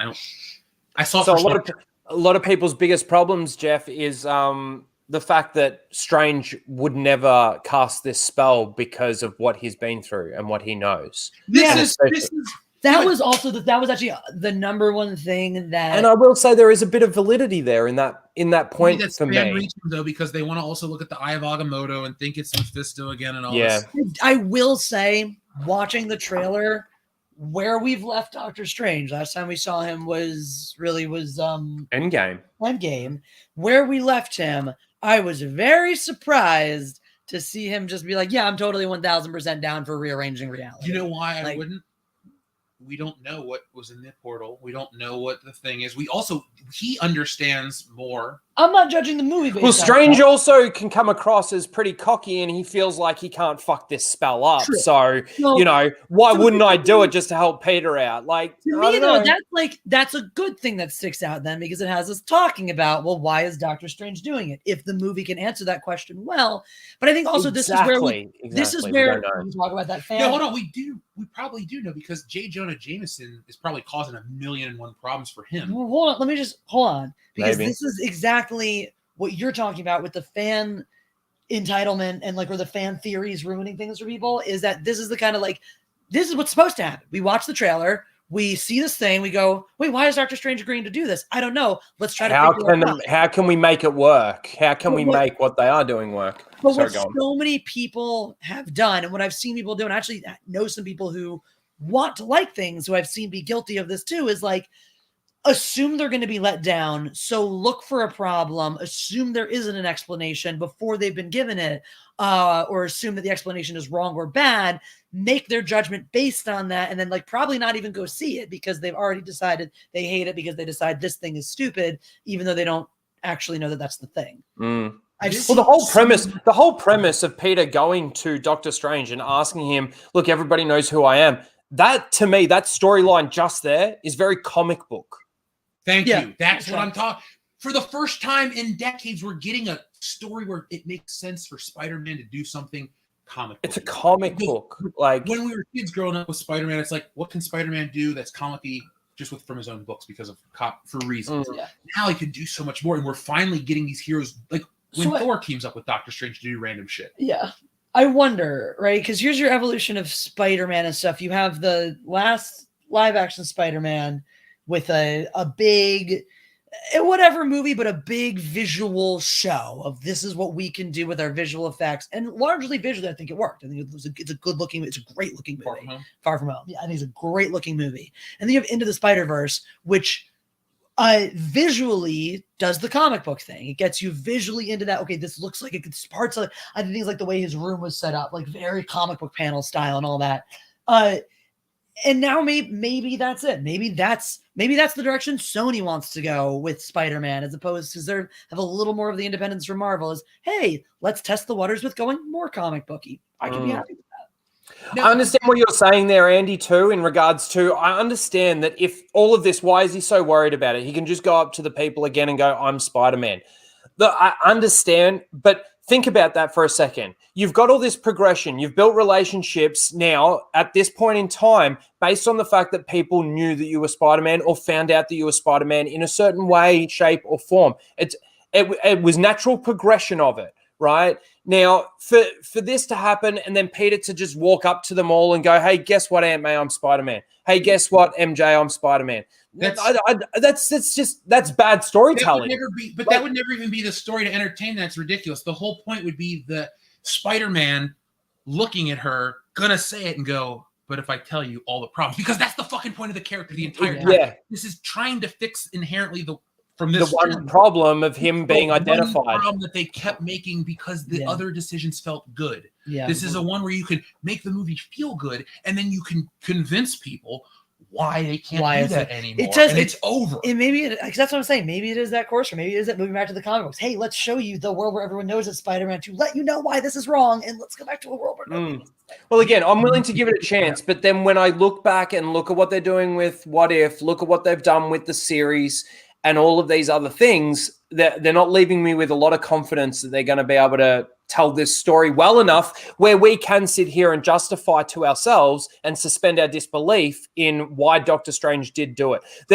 There's going to be some stupid throwaway line that means nothing, like, the dark side is the way. I can't even fucking remember the line, but they're going to not be able to answer the question. I feel like the storytelling. Mad though, think about the story you've watched. Think about the movies you've watched. Make sure that you're thinking in the mindset of how this movie would operate before you go online outrage. Now there is the side of things where, like, I thought Mysterio was a big fat fucking dud in the last movie. Like, visuals were great. The visuals were great, but him as a character and a villain and all that, big fat fucking dud. So they shot a blank last time in that respect. But the flip is that I'm going to agree with Ryno on this, because that's the way movies like this are made today. It's not even a Marvel problem. This is just outside of a few select filmmakers who actually seem to give a shit. Nobody writes real scripts anymore. Scripts de facto explain away their bullshit with single expository lines that we're just supposed to swallow and accept because everyone's too busy pouring their budget into special effects and marketing, and making sure their movie's fucking woke and diverse enough that it checks all the Oscar boxes, because Black Panther's a fucking Oscar-winning picture now. Just quickly, the person who created Loki, the biggest important thing to them was to make sure that Loki was bi or non-binary or whatever. That was the important thing, right? Which was not even a factor in the fucking story. But remember, you're comparing MCU proper to Sony. They don't have the same crossover, the same people, the same things. No, I understand that, but they're trying to move the MCU forward using this new template. This is like a weird schism. I don't know why people can't see that Spider-Man's going its own way. Venom, Carnage, Spider-Man, like this MCU-ified. Well, that's my question though. With like, is there still like, I know through Endgame there were stipulations about what Spider-Man could do and be and things like there was a lot more. I don't know what the agreement is like now. That's basically, I know that before Endgame, getting Spider-Man was important to make sure that Spider-Man was going to follow the MCU trajectory. So is this one Sony or is this one Disney? They're all Sony, dude. Sony, Marvel, MCU, it's a deal. Sony owns the rights to the Spider-Man films. So Disney has less power overall with this character. But if they're still writing Spider-Man, because again, clearly that was a factor going into Endgame. If they're writing Spider-Man into the MCU as part of the MCU with the rest of them, there has to be some kind of deal about what happens in his movies to make sure that Kevin Feige is still going to have some form of control over it in some way, doesn't he? But think, what's the business plan, like longevity and stuff? Like they're thinking of this as a reset to keep Spider-Man around because they found a guy. Dude, I don't think they've even looked that far ahead. Look at what they're doing. Look at what they're coming out with. I mean, Thor: Love and Thunder. You've got different studios, dude. Different studios. I don't mind making them because I'm all down. But it might be different studios, but aren't these all supposed to take place in the same? Daredevil universe. We were sold Daredevil was part of the MCU from day one. We were sold all of the people on TV, the Marvel show, Agent of S.H.I.E.L.D., all that stuff was part of the MCU, and then it wasn't. They keep kind of sliding it around. Yeah, you're right. Let me just see. Sorry, I just opened up the internet on my phone and found that my entire browser history just got wiped somehow. Anyway, I just got no confidence in these studios at the moment, whether it be Disney or Sony or anything, that they can actually tell a good, consistent, cohesive story. No, I agree with you, but remember, we got to look. There are two motives. Sony's motivator is the great money. They're not pushed by the identity politics, you mean? Is that what you're sort of getting at? They've been burned by it with Ghostbusters. They've been burned by it with Men in Black. Their commercial properties are just as soulless as Disney's, but they also have a little more that they got to worry about in terms of money because it's Sony. It's not Disney. Is Sony Terminator? It is co-produced. Did they do Terminator? Is Sony? No, Paramount is Terminator. So this is co-produced by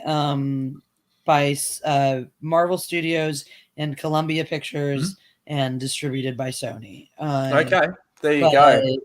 So they do have, obviously the number of distribution rights, but it is I don't know if Columbia Pictures had co-produced, like if they were the co-producers on the previous Spider-Mans or not. They were co-producers. Every Spider-Man film is a Columbia picture.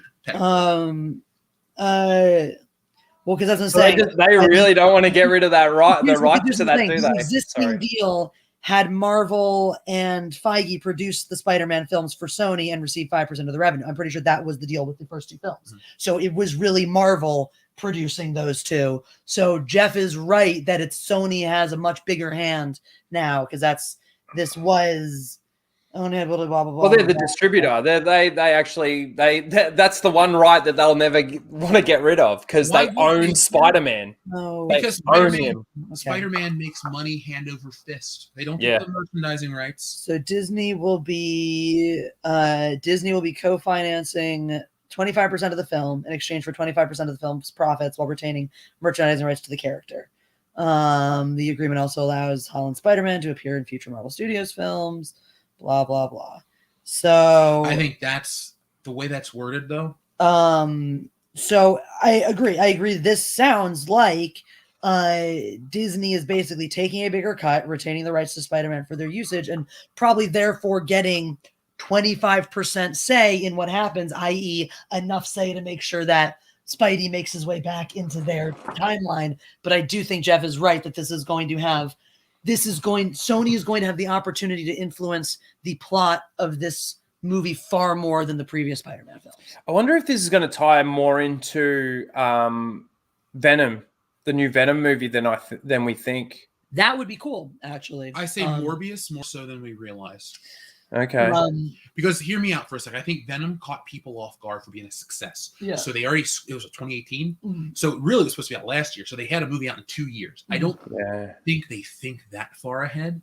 So I think Morbius is far enough ahead to where there could be crossover. I could be wrong. I'd be happy. Remember, I haven't seen Venom. Yeah. But I think what Sony was trying to do with Venom was then show that its own identity in the Spider-Verse could make nearly $1 billion and they don't need Spider-Man. Yeah. So, I think they're trying to set up, not to kill him or do anything stupid or rash, but to keep showing that the Spider-Man universe is big enough without Spider-Man, which I hate. Mm-hmm.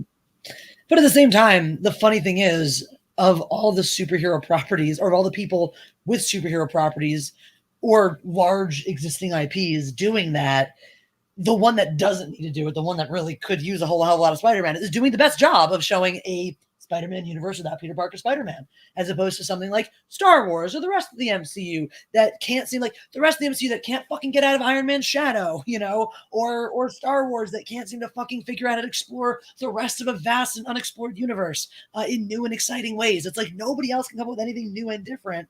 So by de facto, I've got to give Sony the best chance of anybody else, since they're actually innovating. They produced Spider-Man 2 and 1. Yeah, you could say 3, but it's the same. Evil End is right. Tom Hardy's way too masculine for Disney. I agree. But that would be epic. I just want, you know what I want in a Spider-Man story? This is what I want. I want an adult Spider-Man fighting the Sinister Six. That's all you need to do. That's all for me that you'd need to do. Which version of the Sinister Six? Goblin, Ryno, Electro, Doc Ock. Fuck, who am I missing? Vulture? Well, to be fair, the original doesn't include the Ryno, because Ryno doesn't come into Spider-Man until like issue 42 or 3. Who's the original? Yeah, the original doesn't feature the Ryno, because the Ryno doesn't appear till issue 41 or 2. Sinister Six is the first Spider-Man annual. So it's like Kraven, Sandman, Doc Ock, Vulture. Sandman was the one. Sorry. No, Green Goblin didn't exist yet. He was the next issue he appears in. Who's another fucking? I can't think of. Hang on a second. I'll be right back. I would love to see an adult Spider-Man versus the Sinister Six. That sounds exciting. I wouldn't mind just like one-off movies of like, instead of calling it like Spider-Man 5, just be like, they're doing something with a title, not No Way Home, but Spider-Man, Doc Ock, blah blah blah. They could do a great trilogy of a consistent story fighting the Sinister Six that comes through to fruition. It's one isolated story over 3 movies. Yeah. Give me Kraven's Last Hunt. I don't need a build-up.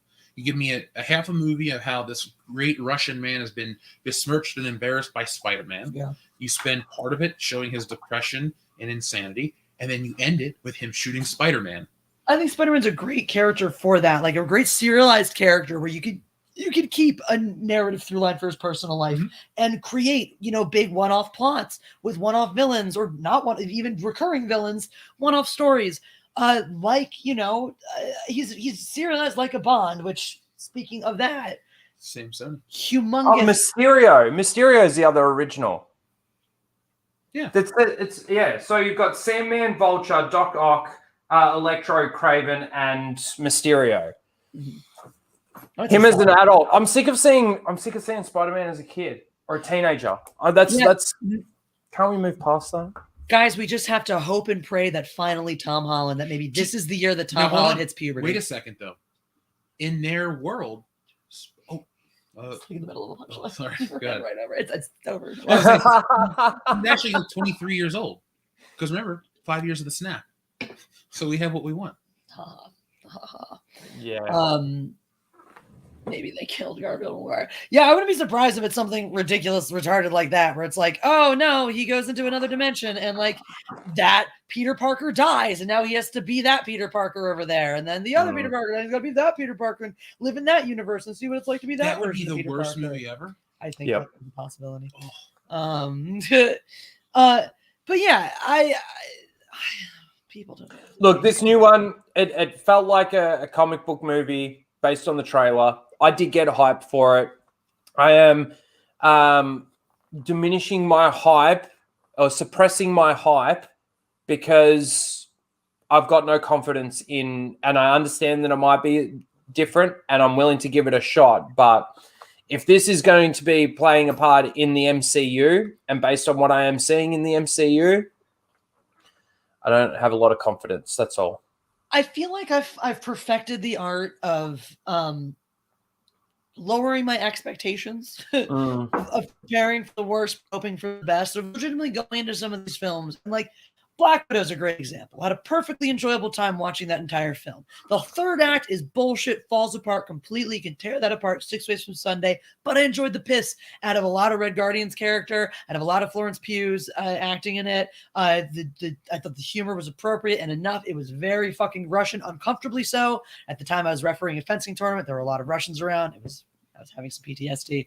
But it's like, it's not. It's, I'm with you with Spider-Man. It's like, I fully intend to leave and have a number of things to pick apart and tear apart in the review. However, I also fully expect to sit through the 2 hours of that film and have a good time. Yeah. And I think it is disappointing that that's the best I can hope for. But at the same time, I'm going to be realistic, I think in this day and age of storytelling, you've got to be able to even have fun in a movie. There, you've got to be able to ignore the story almost. Watch it for the flashy lights. I know there's some out there that are the exception to that now, but more genre pictures are worse now than ever. Yeah, I won't say all movies are better, but I was like the genre pictures have like suffered tenfold. Yeah. It's like, look at G.I. Joe. It's just weird because we used to have. Look at He-Man. We now only have genre pictures and art house bullshit. It's it. It's the art house shooting for the Oscar, independent, whatever. And it's like all the independent stuff that gets picked up and put onto streaming services and shoved in your face is the art house bullshit. All the good stuff just stays on the festival circuit or on, places you can't find them or don't know where to look. And then everything else is a fucking genre picture, superhero piece, a family movie, a kids movie, a comedy, a horror, a thriller, whatever.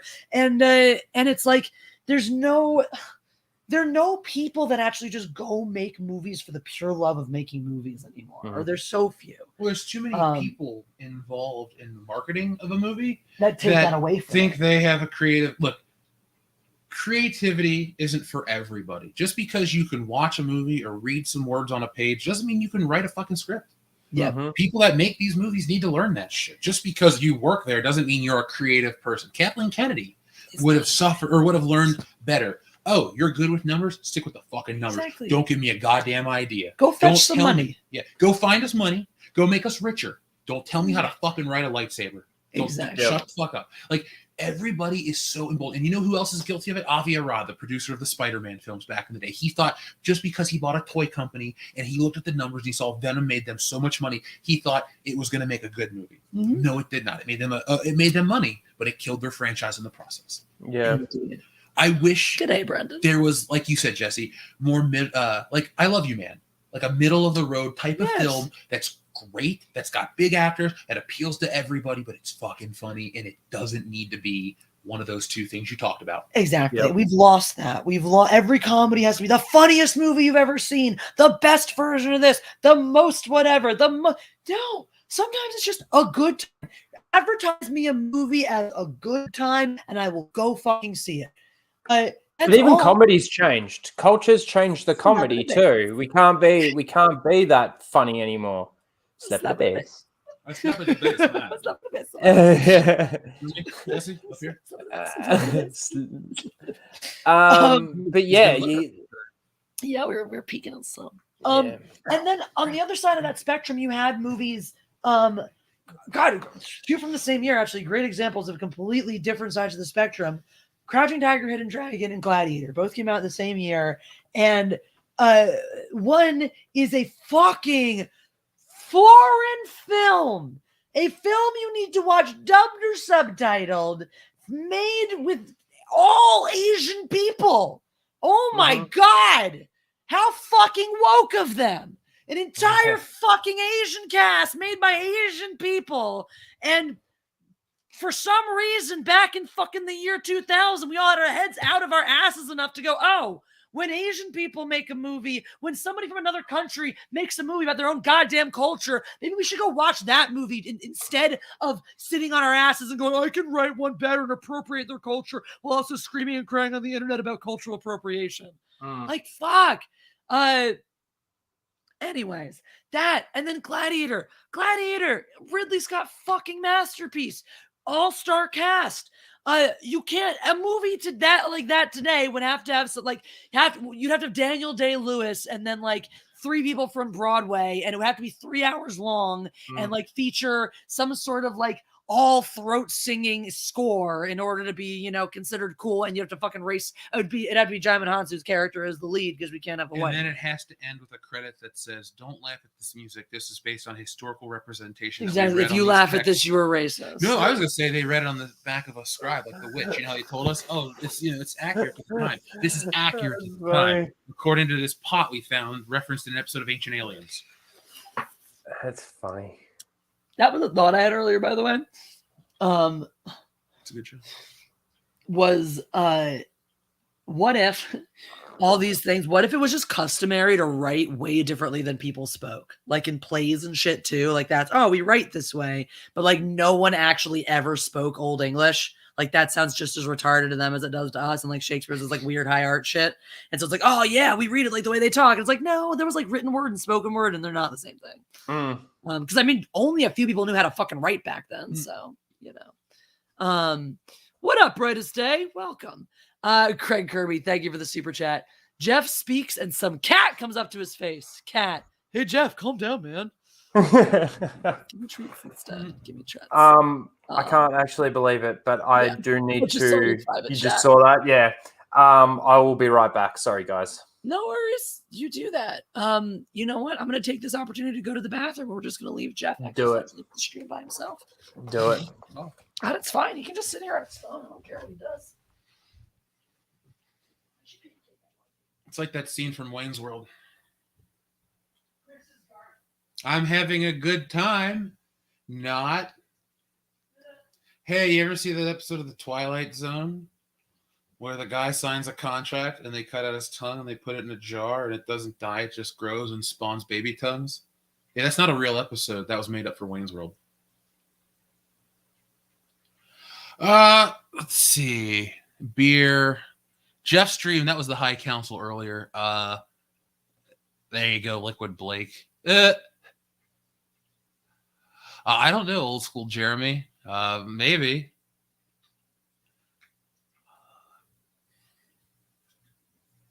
Oh, Back to the Future.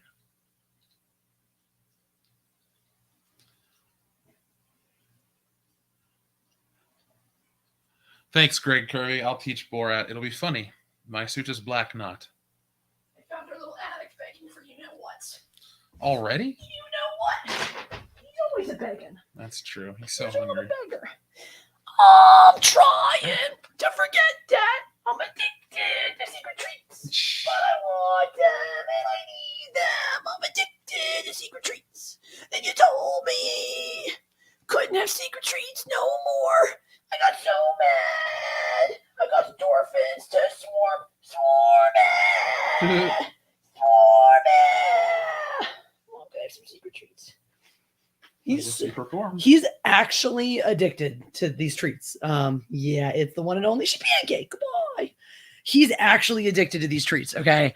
We keep him in the bathroom, and so it all started because She Pancake is the only one who insists on eating like a cat. He's like, I'll eat till I'm full, and now I'm full right now, and now I'm hungry in a couple hours. So he just needs to be fed in between meals sometimes because everyone else is a fat shit and will eat until they explode. Mostly Jane and Han. So John, well, Jane is only a sloppy bitch now. He has lost some weight. He is not a fat shit anymore. Only a sloppy bitch. And where was? Oh yes. So She Pancake. So we initiated the Secret Treats program. We started putting treats in the bathroom, and She Pancake liked to follow us into the bathroom all the time anyway. So we would start, closing the door and giving him a few treats, and then he got addicted. And now all he does is ask for secret treats all the time. Anytime he gets your attention, he tries to lead you into the bathroom and ask for treats. After he's been conditioned, because it was, oh, you finished your dinner. Okay, you can have a couple treats.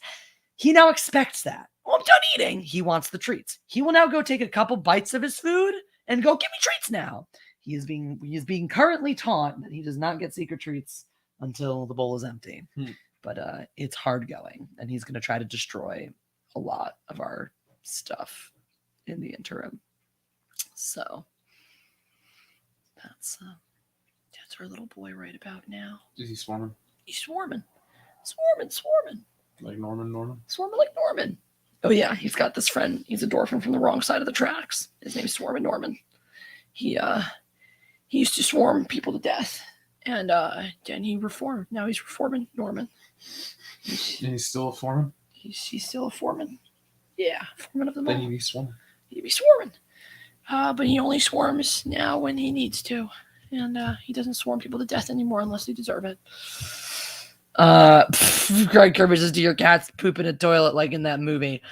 No, but they do have really fancy toilets of their own. They have like in that movie. You mean Meet the Parents? Litter boxes that actually flush into the toilet. So that's yeah. You don't see.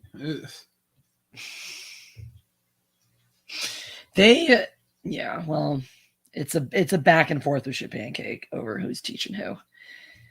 Because that's his thing. He wants to learn from us. He wants to learn from us so he can manipulate us. Yeah. He's a smart cat. I'm a very smart cat. I'm a smart mongoose. What you doing, what are buddy? some other topics you got lined up for tonight? I was actually right before Ryno was like, I have to go and take this work call. I was like, I was gonna do Mad Libs like right now because I felt like we were done. Yeah, I was like, I'm gonna start Mad Libs without Ryno, and if he comes back, he comes back. Yeah, if he comes back, he comes back. Attention! Farm workers may be entitled to compensation due to chemical herbicide being linked to Parkinson's. I'm not a fucking farmer. I was about to say, is there another life you want to tell me that?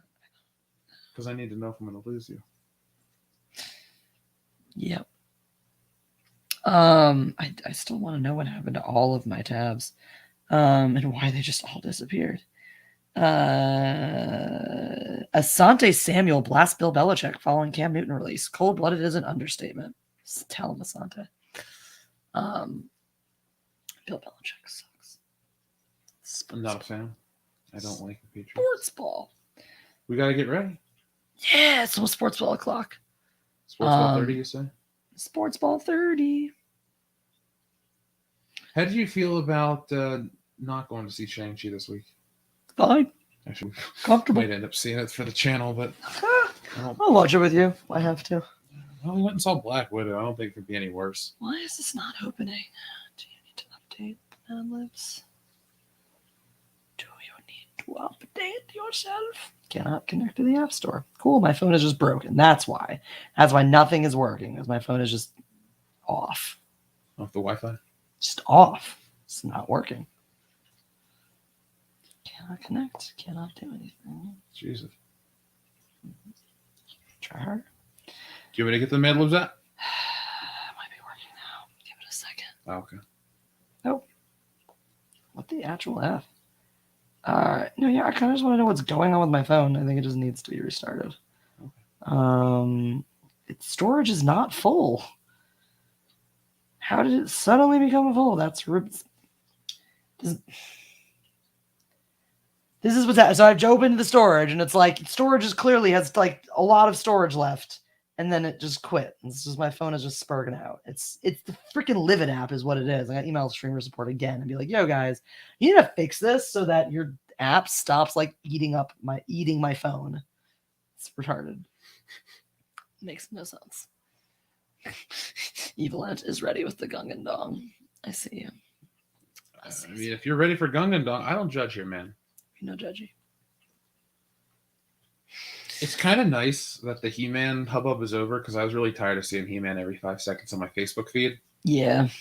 It's like, dude, put on a shirt. He-Man. Actually, no, the issue is it's just stupid. Yeah. They don't care about your favorite characters. Nope. I think everyone should be weary of when they're like, "Oh, we love and respect the source." No, you don't. Oh, I hate Zillion tabs back. I've been sad if I lost them forever. I do have like 100 tabs open because I don't know. Why be regular when you could be weird? Look at. Oh, no, this just wasn't opening because my phone was being broken. All right, cool. Mad Libs.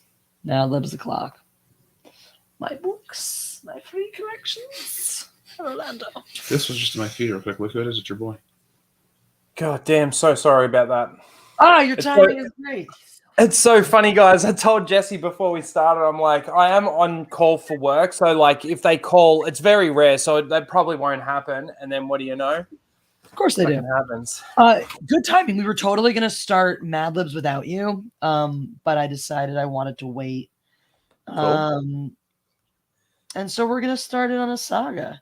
There are several different 3-part stories. We're only going to write part 1 of one of those stories tonight. Cool. And here we go. Alrighty. So, chat, because we're on the digital version until I find my paper copies, just do what you're doing. Shadzar's got it. Throw out a bazillion and one suggestions in every part of speech that you can think of. And I will snag when I can. Otherwise, Ryno, you're going to start us off with an adjective. An adjective.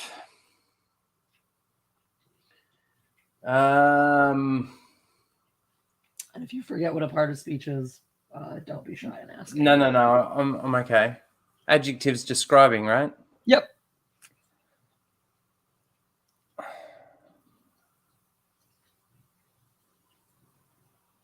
We do not grammar shame on this channel.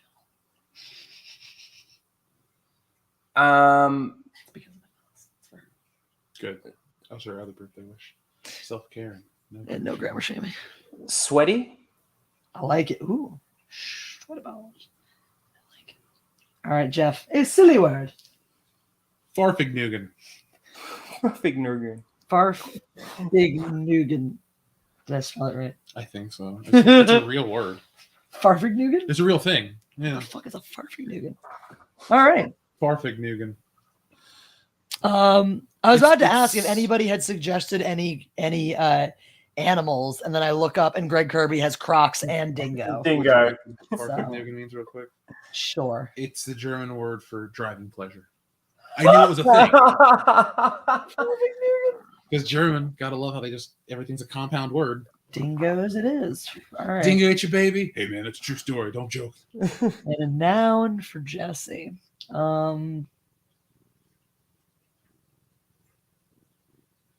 Spleen. Why is it that when you get asked to think of something, it's like I can't think of anything. You're like, I don't know. You go blank. Yeah. I've never spoken English before in my life. The fuck are you talking about? I don't write for like part of a living. All right, Ryno, you get an exclamation. Fuck! Nice reading. Nice. That felt like 3 exclamation points. Okay, sorry. Fuck! Oh no, that's good. I'm just telling you that's how I wanted to capture your inflection.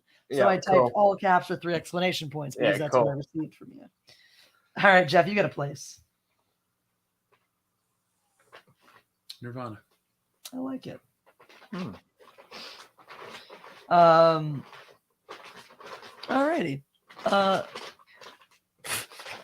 Han is doing it. I put that bag for there because Han loves going in bags, and now Han is attempting to go into a paper bag that's too small for him. Yes. Part of the body. That's for you guys. I'll kick it to chat if you guys had any. Part of the body. Because we'll see if the chat had any part of the body suggestions. They usually do.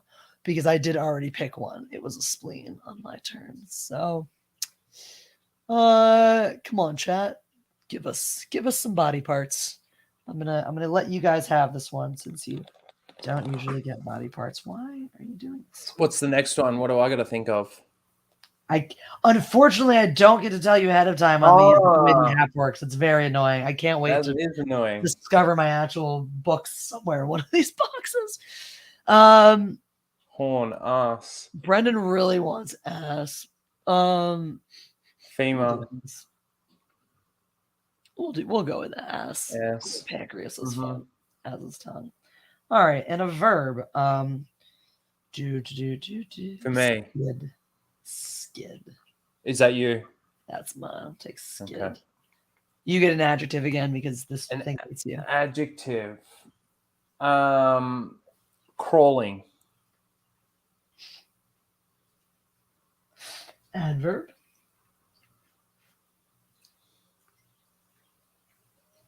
Fuckily. I sent you that word. That was the word I was thinking. I was like, Get out of my head. I tell you that all the time. You don't have my consent to be in there. Mm-hmm. All right. Type of food. Well, Greg Kirby clearly is in my head Can today. you eat an a volcano? I think you can eat a hair pie, though. Oh, you can. I have. You can. Hair pie. Type of food. All right. An adjective for moi. Farty. All right. You get an occupation, Ryno, plural, please. Stripper. Oh, strippers. Plural. Strippers. Yeah. Jeff, you get a type of liquid. Animal semen. Anybody know what movie I'm quoting? Nope. Come on, Pookie, let's burn this motherfucker to the ground. All right, chat. Let's see what your verbs were. I know we had a bunch back up here. Shadzar, let's see a verb from you. Cahooting? Oh, adjective, cahooted, noun, cahoots, a verb, cahooting. Okay. Were there any other verbs? Any other real verbs that we had? Let's see. Muff burger. That was another good food. Another good food choice. Is a muff burger what you eat before a hair pie for dessert? How about to rage? All right, against the machine. Yeah, or like a rhino. Come on, this thing's so annoying. Then you have to say that you're gonna quit, and you don't quit. All right. Well, fortunately, old school Jeremy, twiddling could be an adjective too. So I'll take that for you guys for the adjective. All right, Ryno, a noun, please. Occupation fluffer. What is that fluffer? No. Fart. You know what fluffer is, right? What? A fluffer? Oh yeah. Springwood fluffer. That is me. Yes, an adjective. Magnificent. Like my favorite Clash song. Magnificent. All right, guys. The Good, the Bad, and the Itchy, Chapter 1. Nice. You ready? Is this a story about crabs? It has been a hard, sweaty day on the Farthing-Nugan Trail. The cowboys drove a herd of dingoes across the plains, kicking up spleen along the way as they looked for somewhere to bed down. Fuck, one of the cowboys said when they came across a gritty cowgirl at a lonely campsite. Oh. The Nirvana looked as good a place as any to grab some shut-ass. Besides, it was quitting time. Time to skid the horses and eat some grub. That food sure smells crawling, said one of the cowboys to the cowgirl as she fuckily stirred a pot of hair pie over the fire. Can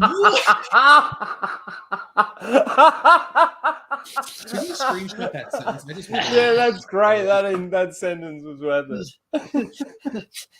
That food sure smells crawling, said one of the cowboys to the cowgirl as she fuckily stirred a pot of hair pie over the fire. Gather round, you farty for nothing strippers, and grab yourself some stew and a hot cup of animal semen.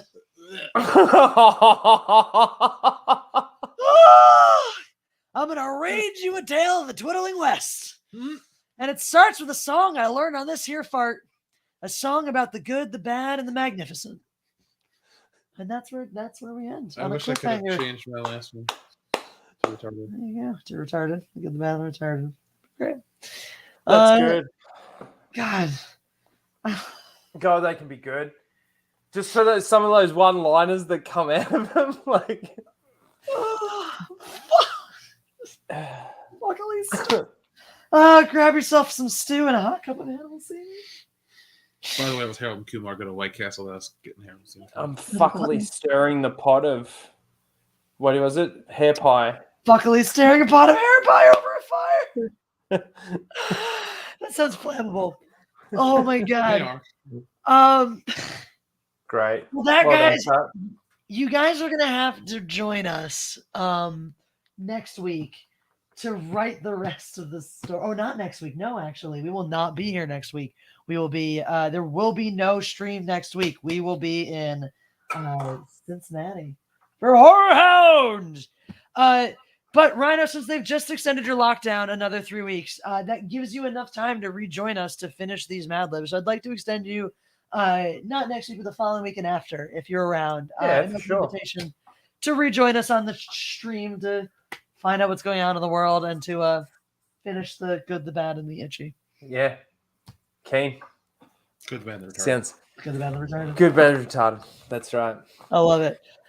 So remember, don't accept the status quo. Talk about midgets and retards, especially when they tell you not to.